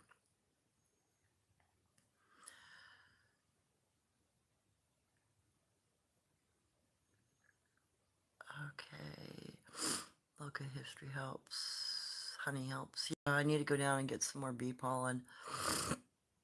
I haven't done that yet. And it just, the trees just started putting out buds this last week. I mean, we're only sitting at like 700 pollen count in this area, but it's still just enough for me to feel it.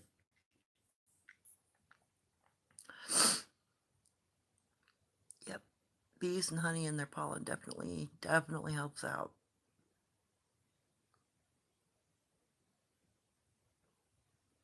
Oh, really? That's interesting, Dean.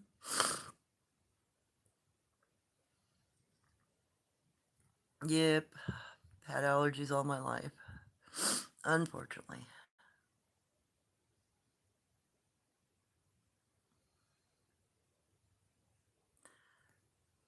Bees are, yes, I've seen them that file their teeth. Yeah, there are some that decorate their teeth. There's some still that evidently also put other stones in their teeth. But the Bigfoot and the giants that I'm referring to with shark-like teeth actually have double rows of teeth, and their teeth grow like a shark's teeth. They are shark teeth. They grow in rows, and as the tooth falls out, the one behind it comes in. Um, Sometimes, according to my native grandmother, they would have up to 5 rows of teeth that would be in the roof of their mouth coming through. Ones that had been killed, that they had to fight against to live. They would always examine the bodies of any cryptid that tribal people had to defend themselves against, because we wanted to know what we were fighting and what was it. We'd examine the teeth, we'd take them apart, see what's inside, what did they eat, how did they live. You can't fight an enemy if you don't know anything about it. And if it's, twice your height, you better know a lot about it. Or you better leave the area. So no, some of them do decorate their teeth. Some tribal people that are Bigfoot people, cryptids, also will put stone or stuff under their skin and let it scar over and make bumps on their body. But there are some that naturally grow shark-like teeth because it's in their DNA. It's part of whatever they are. Ugh. And somebody recently, and I can't remember who, I gotta go back and look, somewhere recently I found a piece on somebody who had gotten a DNA sample that had 23 or 32 different species all in the one sample. I mean, it's genetically related to a bunch of different stuff. When I say that, my Uncle Ong, what he described is that in the beginning of history, in really archaic times, everything had to be able to breed with everything else. That's why these cryptids look so different, and why they will have different characteristics that wouldn't normally class them as a human being. Shark's teeth, eye glow at night, uh, stuff like that. Body hair all over them. It's because in really ancient times, everything had to be able to live. And the only way to do that was to be able to reproduce. See, what we are currently living in, history-wise, is where everything is specialized. Everything is radiated far enough away from its originating point, it no longer looks like the original species or acts like it. Coyotes and wolves, completely different family groups. Dire wolf already died out because he couldn't adapt, though he was very close to a coyote. He could not reproduce. So some of what we're seeing in the cryptids is not only radial speciation, where they have adapted and come forward. But then you've also got those that are kind of stuck in primordial time. They've never needed to adapt.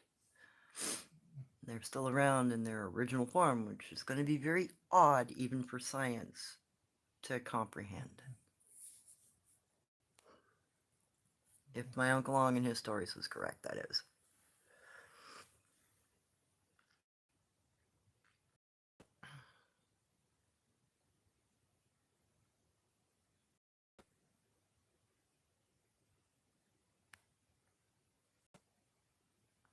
Hey, there we go. Okay. Trying to find my... Oh, there we go. Okay. Try to get used to this new setting. I just got updates done on my phone. So now I have a few more things I can do with my camera that I couldn't do before.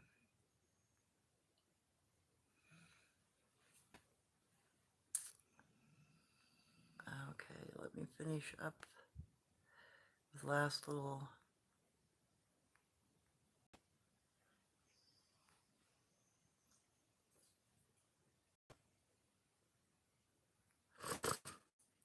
Showing faces of the Niflheim. Yeah, Cosmic Mud Fossil Universe recently posted a video stating that Devil's Tower's Giant's Ankle.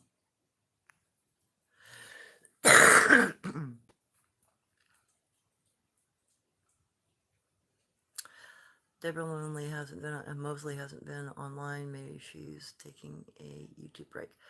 No, she actually had to move from Florida, which is, I think, where her original channel was.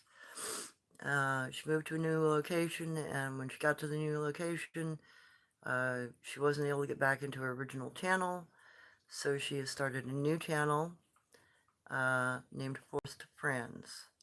And then she's got a link to her original channel in her description box.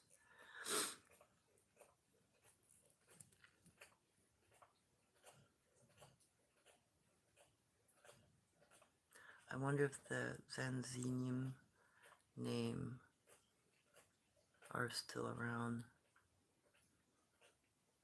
Lion-faced people. Yeah, Breezy, I wonder that too, because I think there might be a lion-faced person in this area. I've heard some stories, but I don't know yet exactly where the thing is. I've heard too many different locations. But as soon as I can pin that down, I'm going to go try to track that thing too and figure out what it is and maybe get stage bit. Because I know that we've got some unusual cats in this area. Like, we have black cougars. I think they're actually more likely a black jaguar because they've got kind of a cloud pattern to their spotting when you see them. We've got black cheetahs.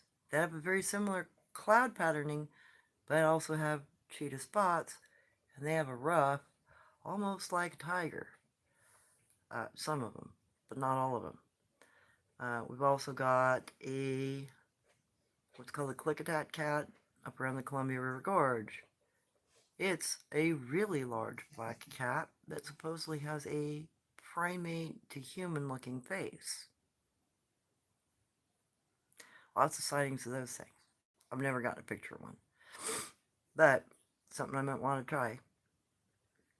And then there has been a couple of reports of a panther-faced humanoid thing in this area. Not many reports. And I don't think there have been any official reports. There's just people talking that wouldn't normally talk.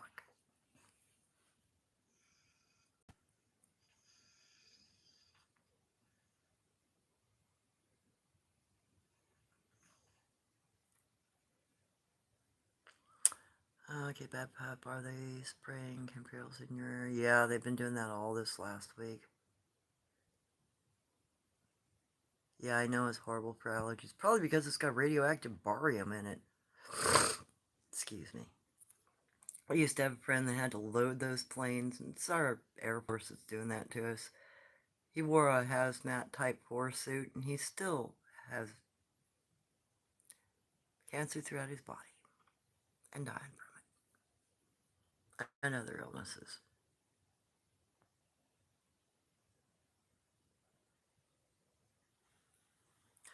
Ooh, breezy. I've seen some rounded teeth, double rows. Ooh, ooh.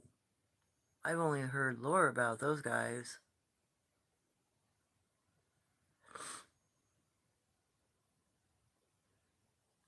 Yeah, true, bad pup. Okay, sovereign. There's spraying chemtrails, blanking the entire country at the same time. Yep, sickening. These chemtrails haven't been taken out by supposed whiteouts. Yeah, it really kind of blows my mind how, there's a newspaper report every year because they have to post that they're spraying. It's always printed in your local newspaper. It's been printed in our local newspapers for 20 years now. And nobody seems to believe, even with it in print, they say, we'll be spraying between these states and this state. We have to notify you because it's taxpayer money. It's doing it to you. I still don't think they really exist. Don't you ever read a newspaper? Probably not. So, yeah, every year you're going to find the advertisement because they have to advertise that they do that to us because they're using taxpayer money. So, clip some of those. Show them to your neighbors that don't believe. It's out of their own dang newspaper. Yeah, they clone direwolves. Yeah, that's what they say. Except that whatever they clone ain't going to be anything like the real direwolf. Real direwolves could bite through your femur. They were the original form of a giant spotted hyena, basically. They're a very specialized bone cracker dog. Uh, their jaws were so strong they would break their teeth breaking bones that they were eating. They also had an accelerated growth rate. They would be up and active hunters within a very short period, 10 days. They'd have to be active hunters. Nothing any modern dog can do. So yeah, they can clone something that looks like a direwolf, but it isn't one. Besides, we don't have any viable DNA of a direwolf, do we? From what I understand, they've got a bigger species of dog that they're trying to gene frack into a direwolf. I think it's more mad scientists, personally. The old joke about where do rats, where do lab mice get cancer from? Guys in white lab coats.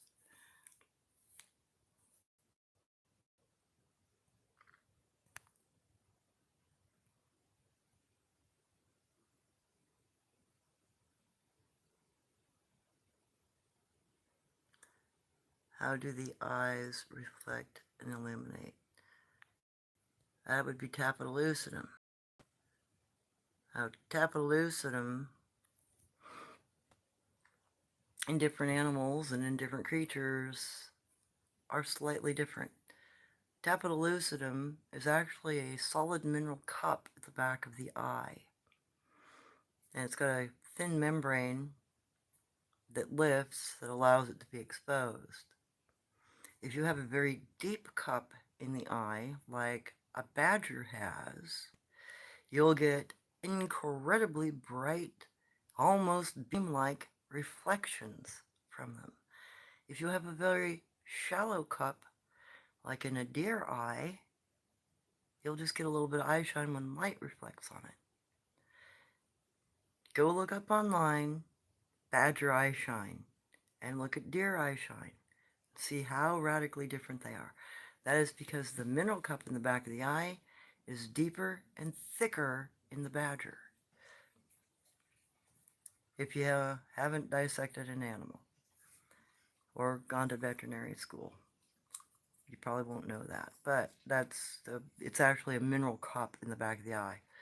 And the deeper it is and the thicker the cup, the mineral type also has a tendency to reflect a particular color. For instance, caribou. They're the only species on the planet that changes their eyeshine color seasonally.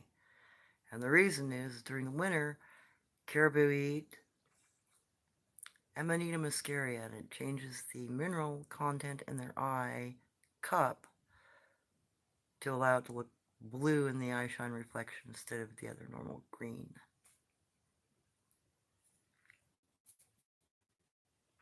So, diet has something to do with it. Bear, cougar, foxes sometimes will change their eye color too due to diet in the area. Bear will get more red during salmon season, and when they're not eating salmon, their eyes turn more amber color because they don't have the same fatty acids in their system. Same with foxes. Depending on what they hunt and how much they're eating, they'll have amber to red eye shine, sometimes all the way down into yellow. Sometimes it's also genetic, because if you get one fox that's got a different set of eye shine colors breeding in a group, a portion of that group will reflect his eye shine color because they're his pups or her pups.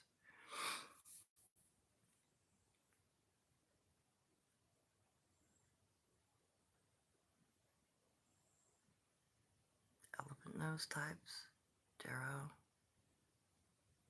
are lion-faced folks, friend or foe? Well, it depends on the type of them, and it depends on the region they're in. Because typically, the ones here in the United States aren't all that horrible from what I understand. You get over into India, though, they're not so friendly.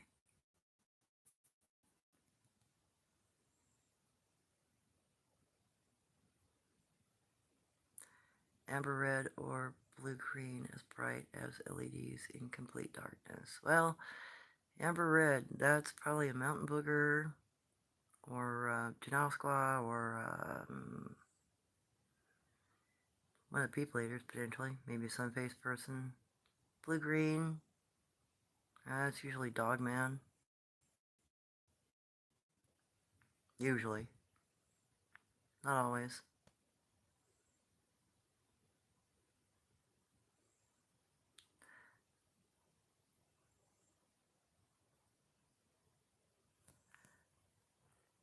Yeah, I think the last stories of them were around Alexander the Great's times, the last time there was modern stories of them. Although, listening to other people, channels and the things that are sent in, there have been some people who have cited something that looks cat-like in the face. So who knows these days? Aluminum, barium, strontium, all of the combined highly combustive and incendiary, and also incredibly corrosive and carcinogenic. Especially barium, it never leaves your system. It's like arsenic that way. They're carved. Fingers out of precision. I think irony at the lion's face, people. Yep. Well, in the ancient Egyptians, if you take a look at the sculptures and you mathematically take them right down the middle, cut them in half, those two halves are absolutely matching. They're perfect. Perfect symmetry. Human face doesn't do that, so they weren't representing a human face, not without hypothetically creating it in a CAD program first, because today, if you were going to sit there and make a 3D print of it, you'd use a CAD program to map it. And it really looks like that's kind of what they were doing. Then again, we found a couple of years ago, we found petrified nanotechnology somewhere in the ground in the world. So we've been at this level of tech before, if not higher.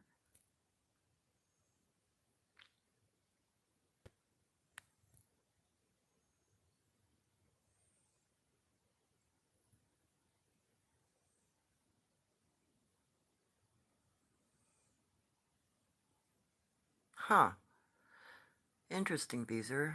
Going up on Hufford outside by Foster Lake here in Oregon. Two different people reported seeing a satyr goat man playing a flute.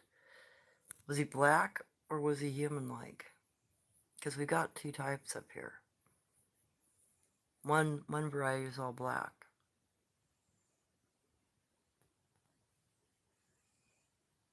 Bad pup.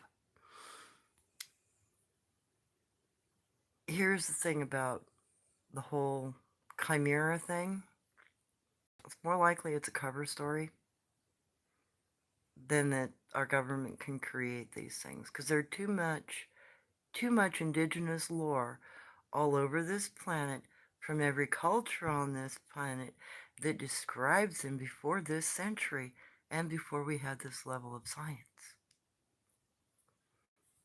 Not to be an asshole, but history would suggest that they've been here forever and they're not created by anybody's government.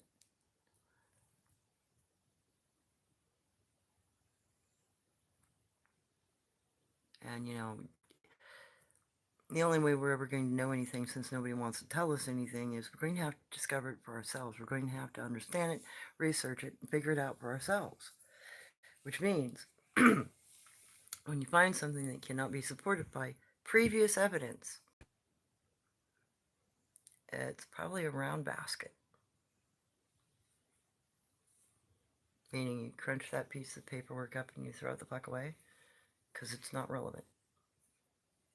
It's called prioritizing your research material.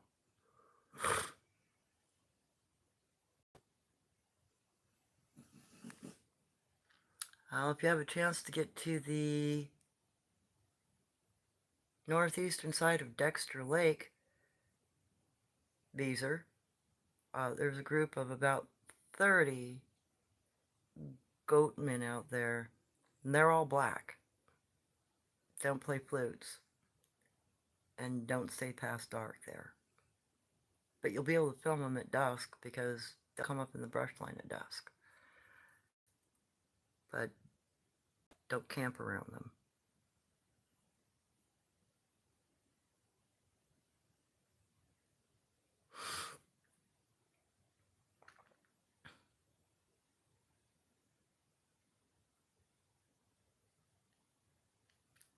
Feral white wolves that pop up out of nowhere. Well, there are a lot of white animals all over the world right now.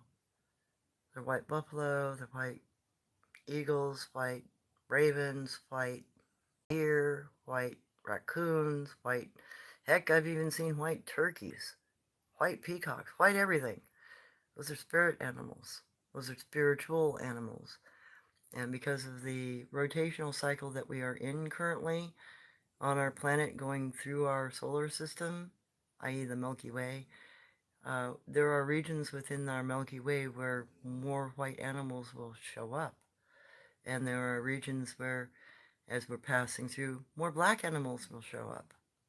We're in a fertility zone of that nature right now on our planet. So we're probably going to see a lot more unusual animals popping up, but it's a natural cycle. It's something that we've gone through at least once before historically on our planet.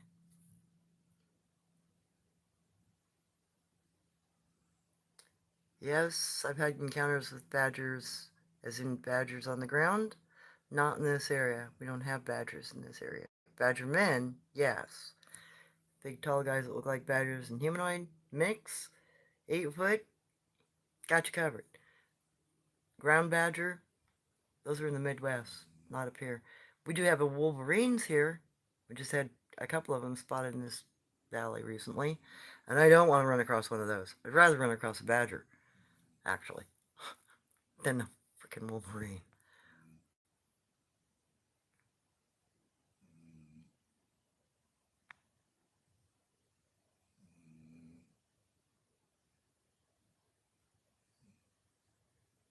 Eye biology gives them much better night vision with eye shine.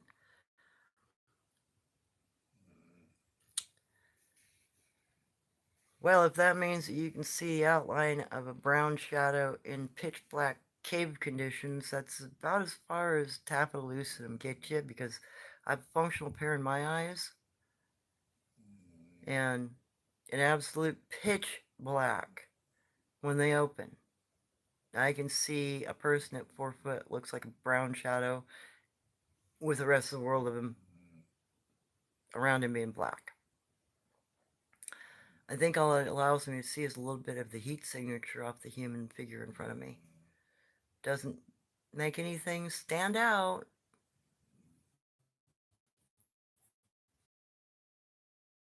But then, you really can't ask an animal what they eat unless they've got functional tapetal lucidum in their eyes.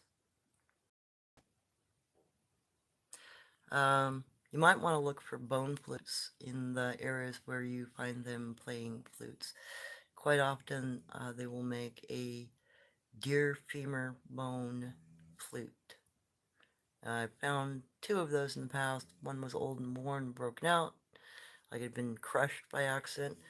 And the other one looked like it was the replacement for the one that had been broken. And the individual was working on the one replicating the ancient piece. So I left both the flutes alone. And I didn't have a camera that day, so I couldn't even take a picture of them. But I know that the Bigfoot and other cryptids that play flutes typically will make them, even according to lore, out of a femur bone of an animal, typically. Or a forebone. The lower leg bone, depending on what kind of animal it is. Because grandmother said if they were eating humans, it was usually femur bone that they would use. If they were eating animals, it would be a lower leg bone.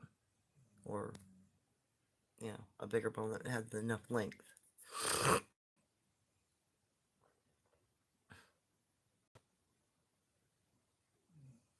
Is that what I understand? Or something like our on-niflem exists between frequencies, between our perception in the world.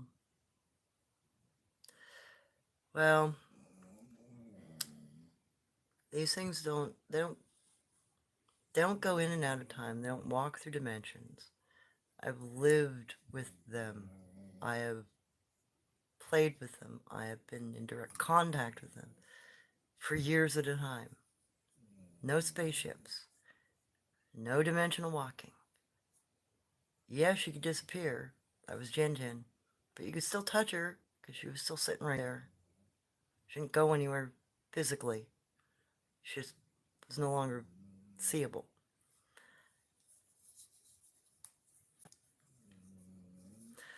I think that's a bunch of theory without a lot of proof. And I know for a fact that it's not true. The dogman that I lived around for 7 months, the time of my turnout for 7 months, and almost 7 years, 6 years, whatever that was, that I lived around Jindin, none of them ever walked through any kind of dimension. None of them ever did anything miraculous, spectacular. They didn't fly off in a spaceship. They didn't turn into a ball of light. Nothing. And I mean, nothing like that ever happens around them. At least not in my experience. I would say that all of these cryptids are 100% physically real. They are born, they live, they forage, they die, most likely get buried. They aren't from anywhere else. They're not an alien, they're not Niflheim, they're not dimensional walkers, a lot of that is misunderstanding and misidentification of stuff, it's my guess. Because once you've lived around these things and been in close contact with them, they're more like just being around a hairy human.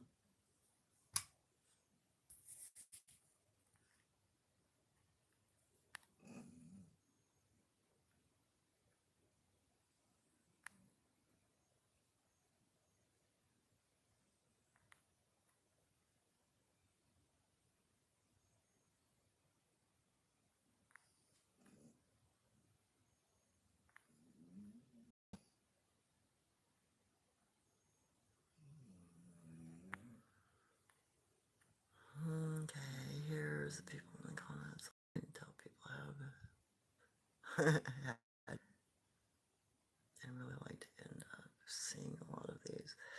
Yeah, it's part of the reason why I've got the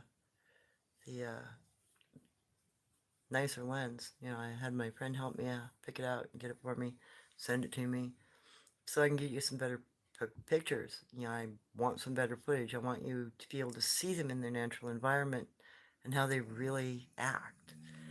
I think that a lot of people are probably more afraid of them than they even understand on the surface of their own reality. I think that's when a Bigfoot throws a rock at you, it's not really being aggressive with you. It's just telling you to go away. You're disturbing its hunting. You're disturbing it getting a meal. That's why it throws a rock at you. If it's being violent with you, it'll hit you right here with the rock. I've had that happen once. Then he threw two more rocks at me. It was over the fact that I got too close to a kill that he had just made, and he saw me as a thief trying to steal his dinner.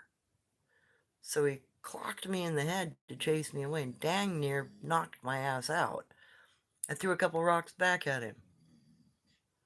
He left. I won. I got the bird. Caveman work. He didn't attack me later for it. In fact, he left the bird right where it was, even after I tried to give it back to him. No, I won the battle. I won't make the mistake again. But no, they're not. They don't run around in spaceships. They're more like archaic humanoids. Or, no, they're more like archaic humanoids. They're just really archaic. They're really different. But they're still really intelligent. They're still very much like us in their thinking patterns and their behaviors. Some are bad, some are good. The majority of them are fine. We've lived as humanity around these things and with them ever since we've been on this planet. We haven't died out yet. We haven't been killed off by them. Don't let your own fear control your circumstance.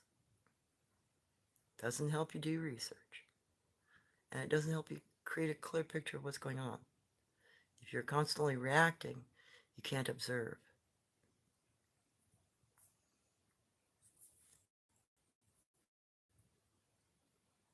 I'm sorry, I'm kind of grumpy old mom on that one. But, you know, I ended up having to deal with a grumpy old mom about, I don't care if you're afraid of that. You got to climb up that cliff and you got to go see what I'm telling you about. Otherwise, you won't be able to vouch for it. Okay, mom. So, you know, with my mother's training and putting me in what you might consider an incredibly dangerous scenario, and yeah, it probably was very dangerous in some regards, like if I had made too bad a mistake, but it's how you learn. The only way you can learn about these things is to be in with them. You have to be able to directly observe them.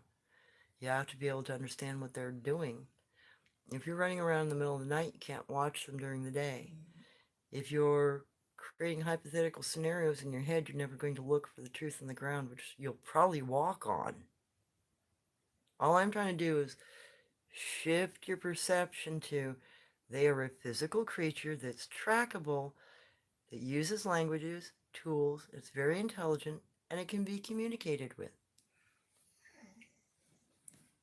If we can all get on the page where we understand they're physically real, there's a much better chance we can go forward with some real research and actually maybe verify that they're there, or at least verify enough of their behaviors to know which ones we should stay the heck away from and which ones are fine to be around. Anyway, I've been over 2 hours. I'm glad you've been here, and thank you for putting up with me. And I will be able to do more lives. Sorry for not getting to everybody's question. Let's see how many I've gotten down here quite a ways. Let me read through these really quick, finish these off, and then I'll leave you to your evening. I think I'm going to try this every Saturday at 3, unless I end up being out for research, then I'll do it a little later, probably 5, 6, 7, somewhere in there. Okay. Yep, we do have some little people in this area. That's a couple of tribes of them. I'm going to try to document some more of them. Anyway, considering cosmic. Okay, people. All about crystals. Hey, Jeffrey. Sorry it took me a second. We had grayish blue skin with man like face. And they said goat horns. That. I've seen one of those guys, but not with gray skin. I've heard about them having gray skin because my grandmother's lore talked about goat men with horns that had gray skin. The ones I found, though, had black skin. Maybe cryptids don't like people researching them. I don't. Sometimes some groups don't really react well. A lot of groups don't really care, though.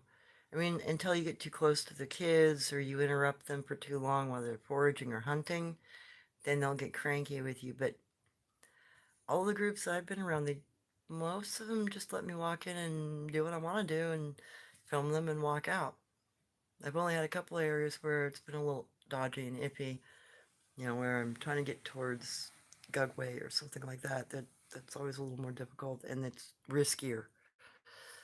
But no, majority of them don't seem to care. Like the mixed group, I did a test all last summer. I spent like 3-4 weeks going down when it was really, really hot and just playing in their stream all day long to see what they would do.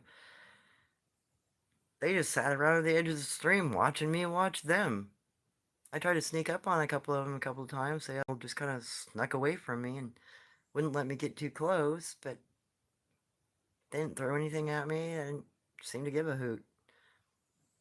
That's going to work to my advantage. It means I'll be able to get lots of footage of them. So I don't know if they're all as reactive as you might think. I think a lot of them are actually probably more mellow than we led to believe.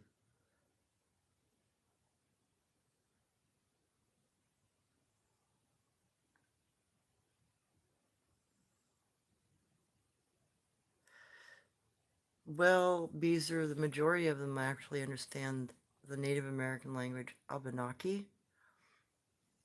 And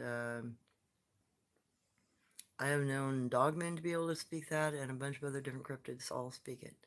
Abenaki is the language that my native grandmother learned from the Yeren Bigfoot that she grew up around. Wasn't even her Lakota language.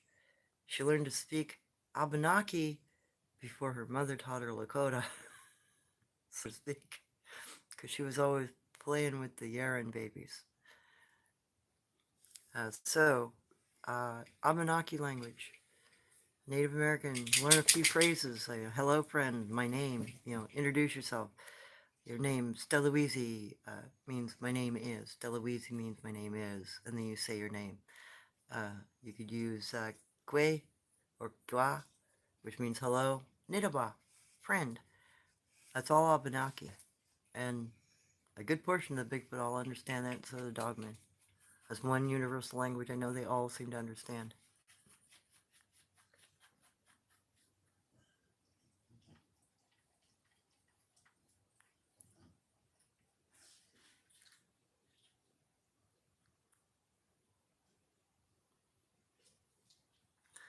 Okay, bees are going up towards the Pyramid Hills in Cascade. You can find a group, about 30 or more. I call them a pod. Are these Sasquatch people, and they're mixed? Yeah, I've found a couple of groups in Oregon that are mixed, Beezer. Might be because they've survived a long time here and they have a lot of cross marrying. Yep, native lore, spirit bearer is a sign.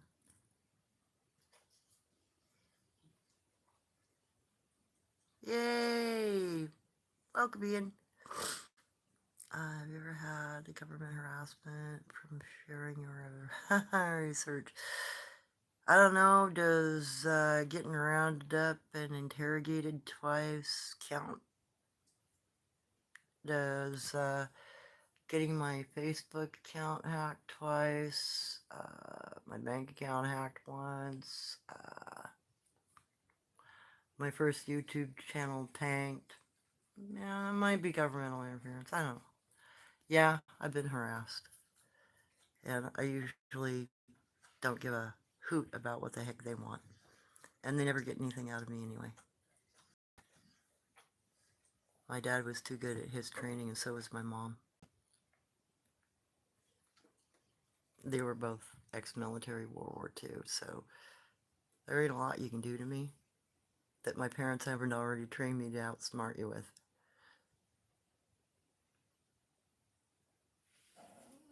What does the H stick placed mean?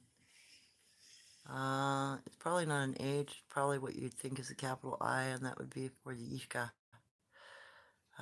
They are a flat-faced baboon-like primate humanoid. The group that my mom did her turnout with as a child were the Ishka, and they are shoemakers. They make woven sandals. They're very good at making woven sandals, but they're also very primate-like. And they average about 5 foot, 5.5 foot in height.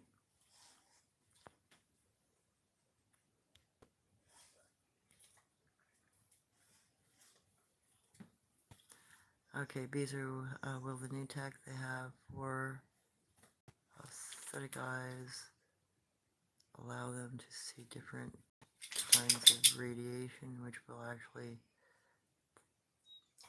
allow them to see many different kinds of critters? I haven't heard about that tech yet. These are. It should be interesting. Although,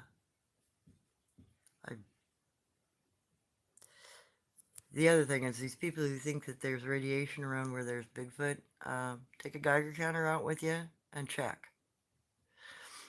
If it's not radioactivity, then it's most likely, especially if it's in the Northwest, it is most likely a fracture point due to earthquake or eruption, where you've got two straight lines, probably heavily impregnated with crystalline structure, and a magnetic dip in the area. Magnetic fluctuations can screw with a lot of equipment. It can screw with you if you're in the... If you are in a 2% or higher spike of magnetism from this planet, you can self-ignite. You go up in flames. 1.5 magnetism or lower can disorient, or higher can disorient you. Make you go goofy and not know where you are in the woods. A 1 spike magnetism in an area can make the world look fuzzy. Like you won't recognize where you're at. So magnetism is also a factor that will affect you and your equipment and may also affect cryptids in the area. We don't have a ton of spikes that are major spikes of 2 or greater percent on our magnetism scale. But we have lots of 1 or less spikes magnetically all through the Northwest. So there's a chance that some of this is actually due to magnetic spiking in areas. I would say go to your geological survey sites run by the government and examine the strata of the regions that you are researching in and look if they've got any charting on the magnetism in the area and how often it spikes and what the spike levels are.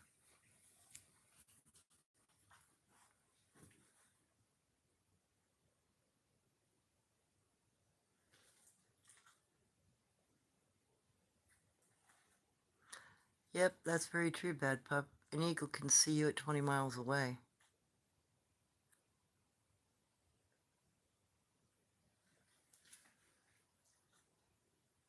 Yeah, I've run across a couple snoring in the middle of the daytime up underneath a bush, too. Ian.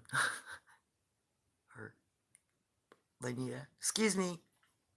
That's an L, not an I. My bad. I'm so glad that you caught one sneezing. Uh, these are, have you seen the Wolverines up towards the old Mountain House restaurant or the old range station? That way towards Sisters, seen a few of them. We've had sightings here in Eugene and around the valley floor here in the last 2 years. In fact, I think one was running up 40th Street not too long ago, a couple of years back. Uh, my dad said at one time when he was trapping back in the 20s, this entire valley had Wolverine all over it. So they could be anywhere because they've been everywhere here already before, you know, before they went dang near extinct. What did 26 marking an X mean? X is means what you can spare. So if I fed myself and I've got an extra sandwich, that's what I can spare. I can give that away. That's what that X is asking for, is what a person or another cryptid can spare.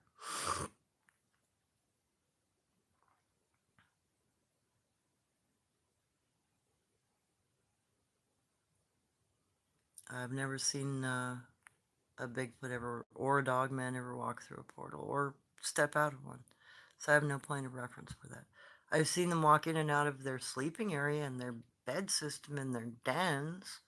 I've seen them climb down out of their bed systems in trees, but I've never seen them walk through a portal. I've seen them try to open my front door. That's a portal, but not anything dimensional.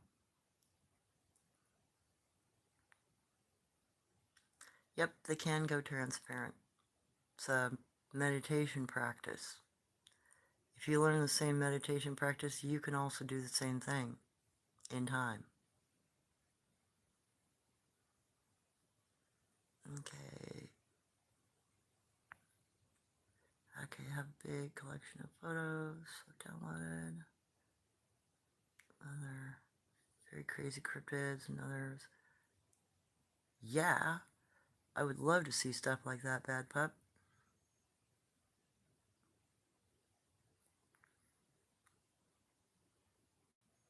Um, reactive.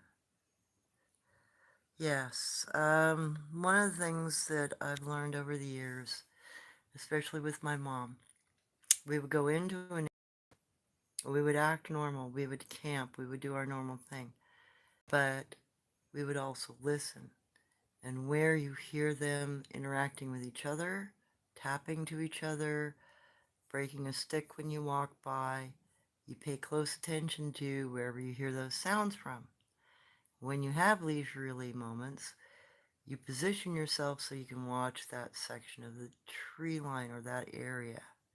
Eventually, you'll discover where they're sitting and what they're doing, and you can sit there and watch them. That's what we did when I was a kid. Mom would be doing her thing. I'd go play for a while. When I come back, she'd say, "Where'd you hear them? Where were they snapping sticks? Where were they warning about you? Now go watch. Go find them. Go look up underneath the bushes. Don't get close, but watch them." You as an adult can do the same behavior and figure out where they are. And once you figure that out, it will become very easy for you to find them anytime you're in the area. And it doesn't matter what woods you'll walk into. Once you figure out the basics of how to find a cryptid in the wild, you'll be able to find them anywhere you go. It's just being able to identify the ones that are dangerous. Careful of those guys.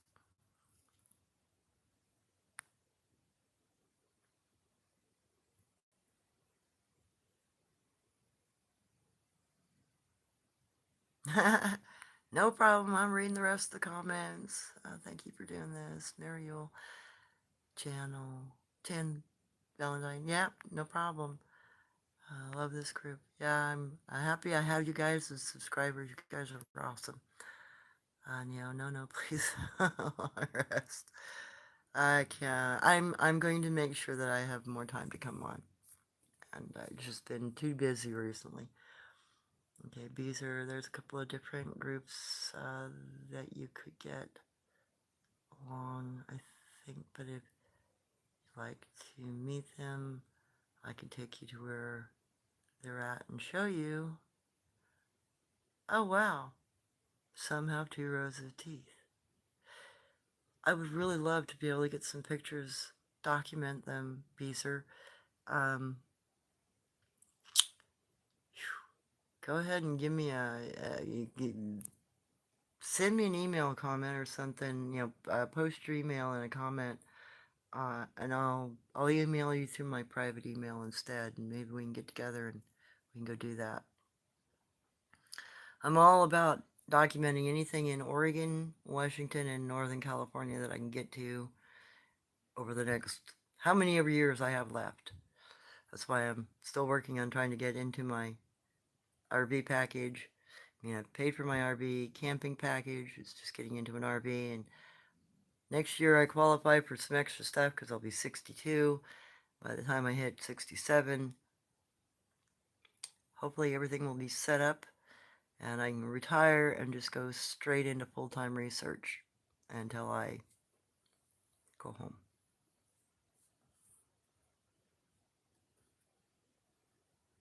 Okay. Have you any conversations with these little people? I've found 2 different sets of little people, or 2 different types of little people in this area. One of them speaks, and the other one didn't bother to speak out loud, but I know that the Wee Law, which is what the little one was, the green one, he probably speaks one of the native languages. The other one clearly spoke English, and I startled him a little too much by something I had tried to get a communication. His answer was, "What the fuck?" in a very cute little voice. And that's when I realized, oh, that particular little one knows English, and I don't have to tap out my question.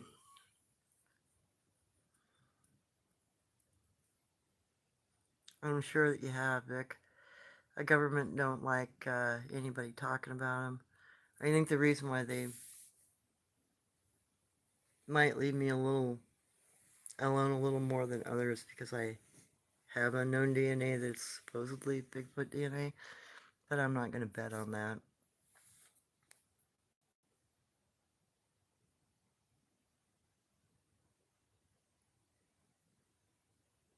Oh yeah, yeah. You can being hit. Yeah, Linnea is saying I've been hit with infrasound, mess up my hearing. It can not only mess up the hearing, if you get hit hard enough, it'll make you sick to your stomach. It can disorient you if you get direct, too close a blast. You won't even be able to tell where you are in the woods. Everything will all of a sudden look like, I don't know where I am. I've never been here before. And you know you have, but it does not look familiar. So infrasound is something that Jen would use in the afternoon when she was collecting the last few birds before she would, get ready to go to sleep. She'd and hit him with infrasound. The bird would flip around on the ground all loopy, didn't know where it was. She'd pick it up, break its neck by just rolling her thumb over its head, and she'd eat it. So, if you get hit too close, you will be just like the bird, the floppy little thing on the ground. So it can be very dangerous. If a Bigfoot don't like you, one of these cryptids that uses infrasound don't like you, you could be in a very, very bad situation very quickly. They, the one time I got hit that bad, thank God my dog hadn't been in the vicinity. He was a good 20 feet, 25 feet ahead of me. When I realized I'd been hit, my ear was ringing. I couldn't freaking hardly see anything or hear anything for a few seconds. And then I looked around, I couldn't tell where I was. I knew I'd been hit too hard. It shut my brain off, so to speak. It disrupted my neural transmission within my brain, is what it does. When they hit you with infrasound like that, it shuts your nerve system off. Tink, like a light switch. So I called my dog, because I was stumbling forward. I clipped him immediately to a leash, and I told him to take me back to my truck. I always have my dog trained to take me home. Take me to the truck, find the truck.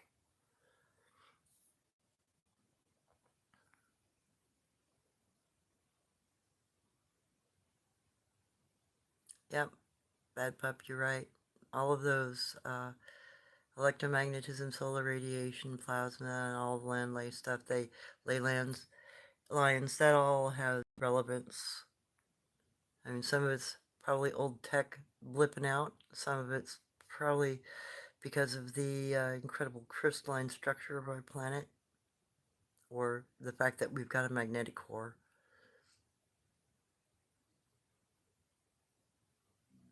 Ah, Scott Carpenter has a video with a cryptid coming out of a portal. Russia, Hunter in Siberia has crazy squatch encounter. Awesome. I will look for that. Thank you. I have not seen anything like that yet. And I am very curious because I've never physically, personally seen anything like that.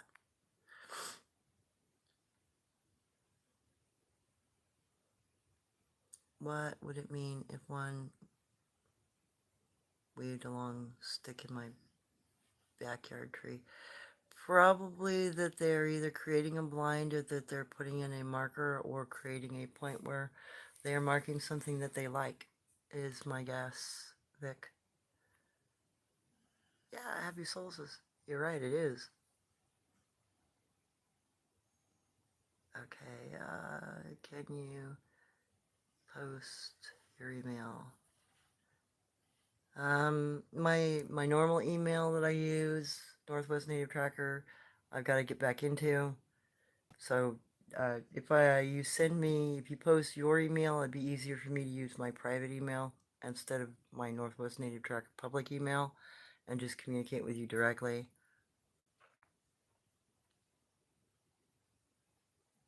Okay.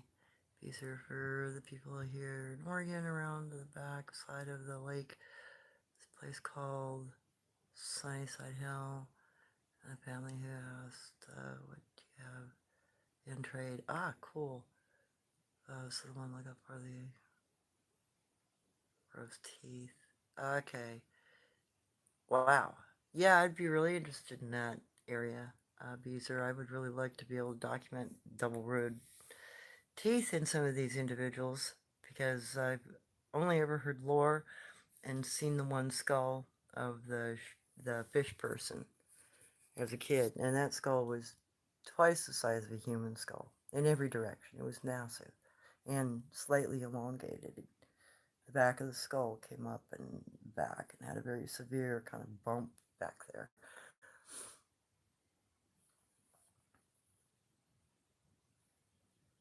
Okay, cool. Thank you, Lenita. I will come check it out then. Anyway, thank you, everybody. My battery's about to die, so I think I'll call it an evening, and I'll catch you next Saturday, and hopefully I'll be able to keep on with some good information. And like I said, next Saturday we're going to go over why the two species, humans and cryptids, no longer live together, and how that came about. Anyway, have a good one. Merry Christmas, everyone, since I won't be able to see you guys until after that. I hope everybody has a great holiday, and appreciate you all. Thank you very much for being here. Hey, doggos. Here's my doggos. She's, her Christmas presents are back over there on the corner. Don't tell her. Anyway, have a good night, everyone, and thank you so much. Merry Christmas. Night night. Definitely see you next Saturday.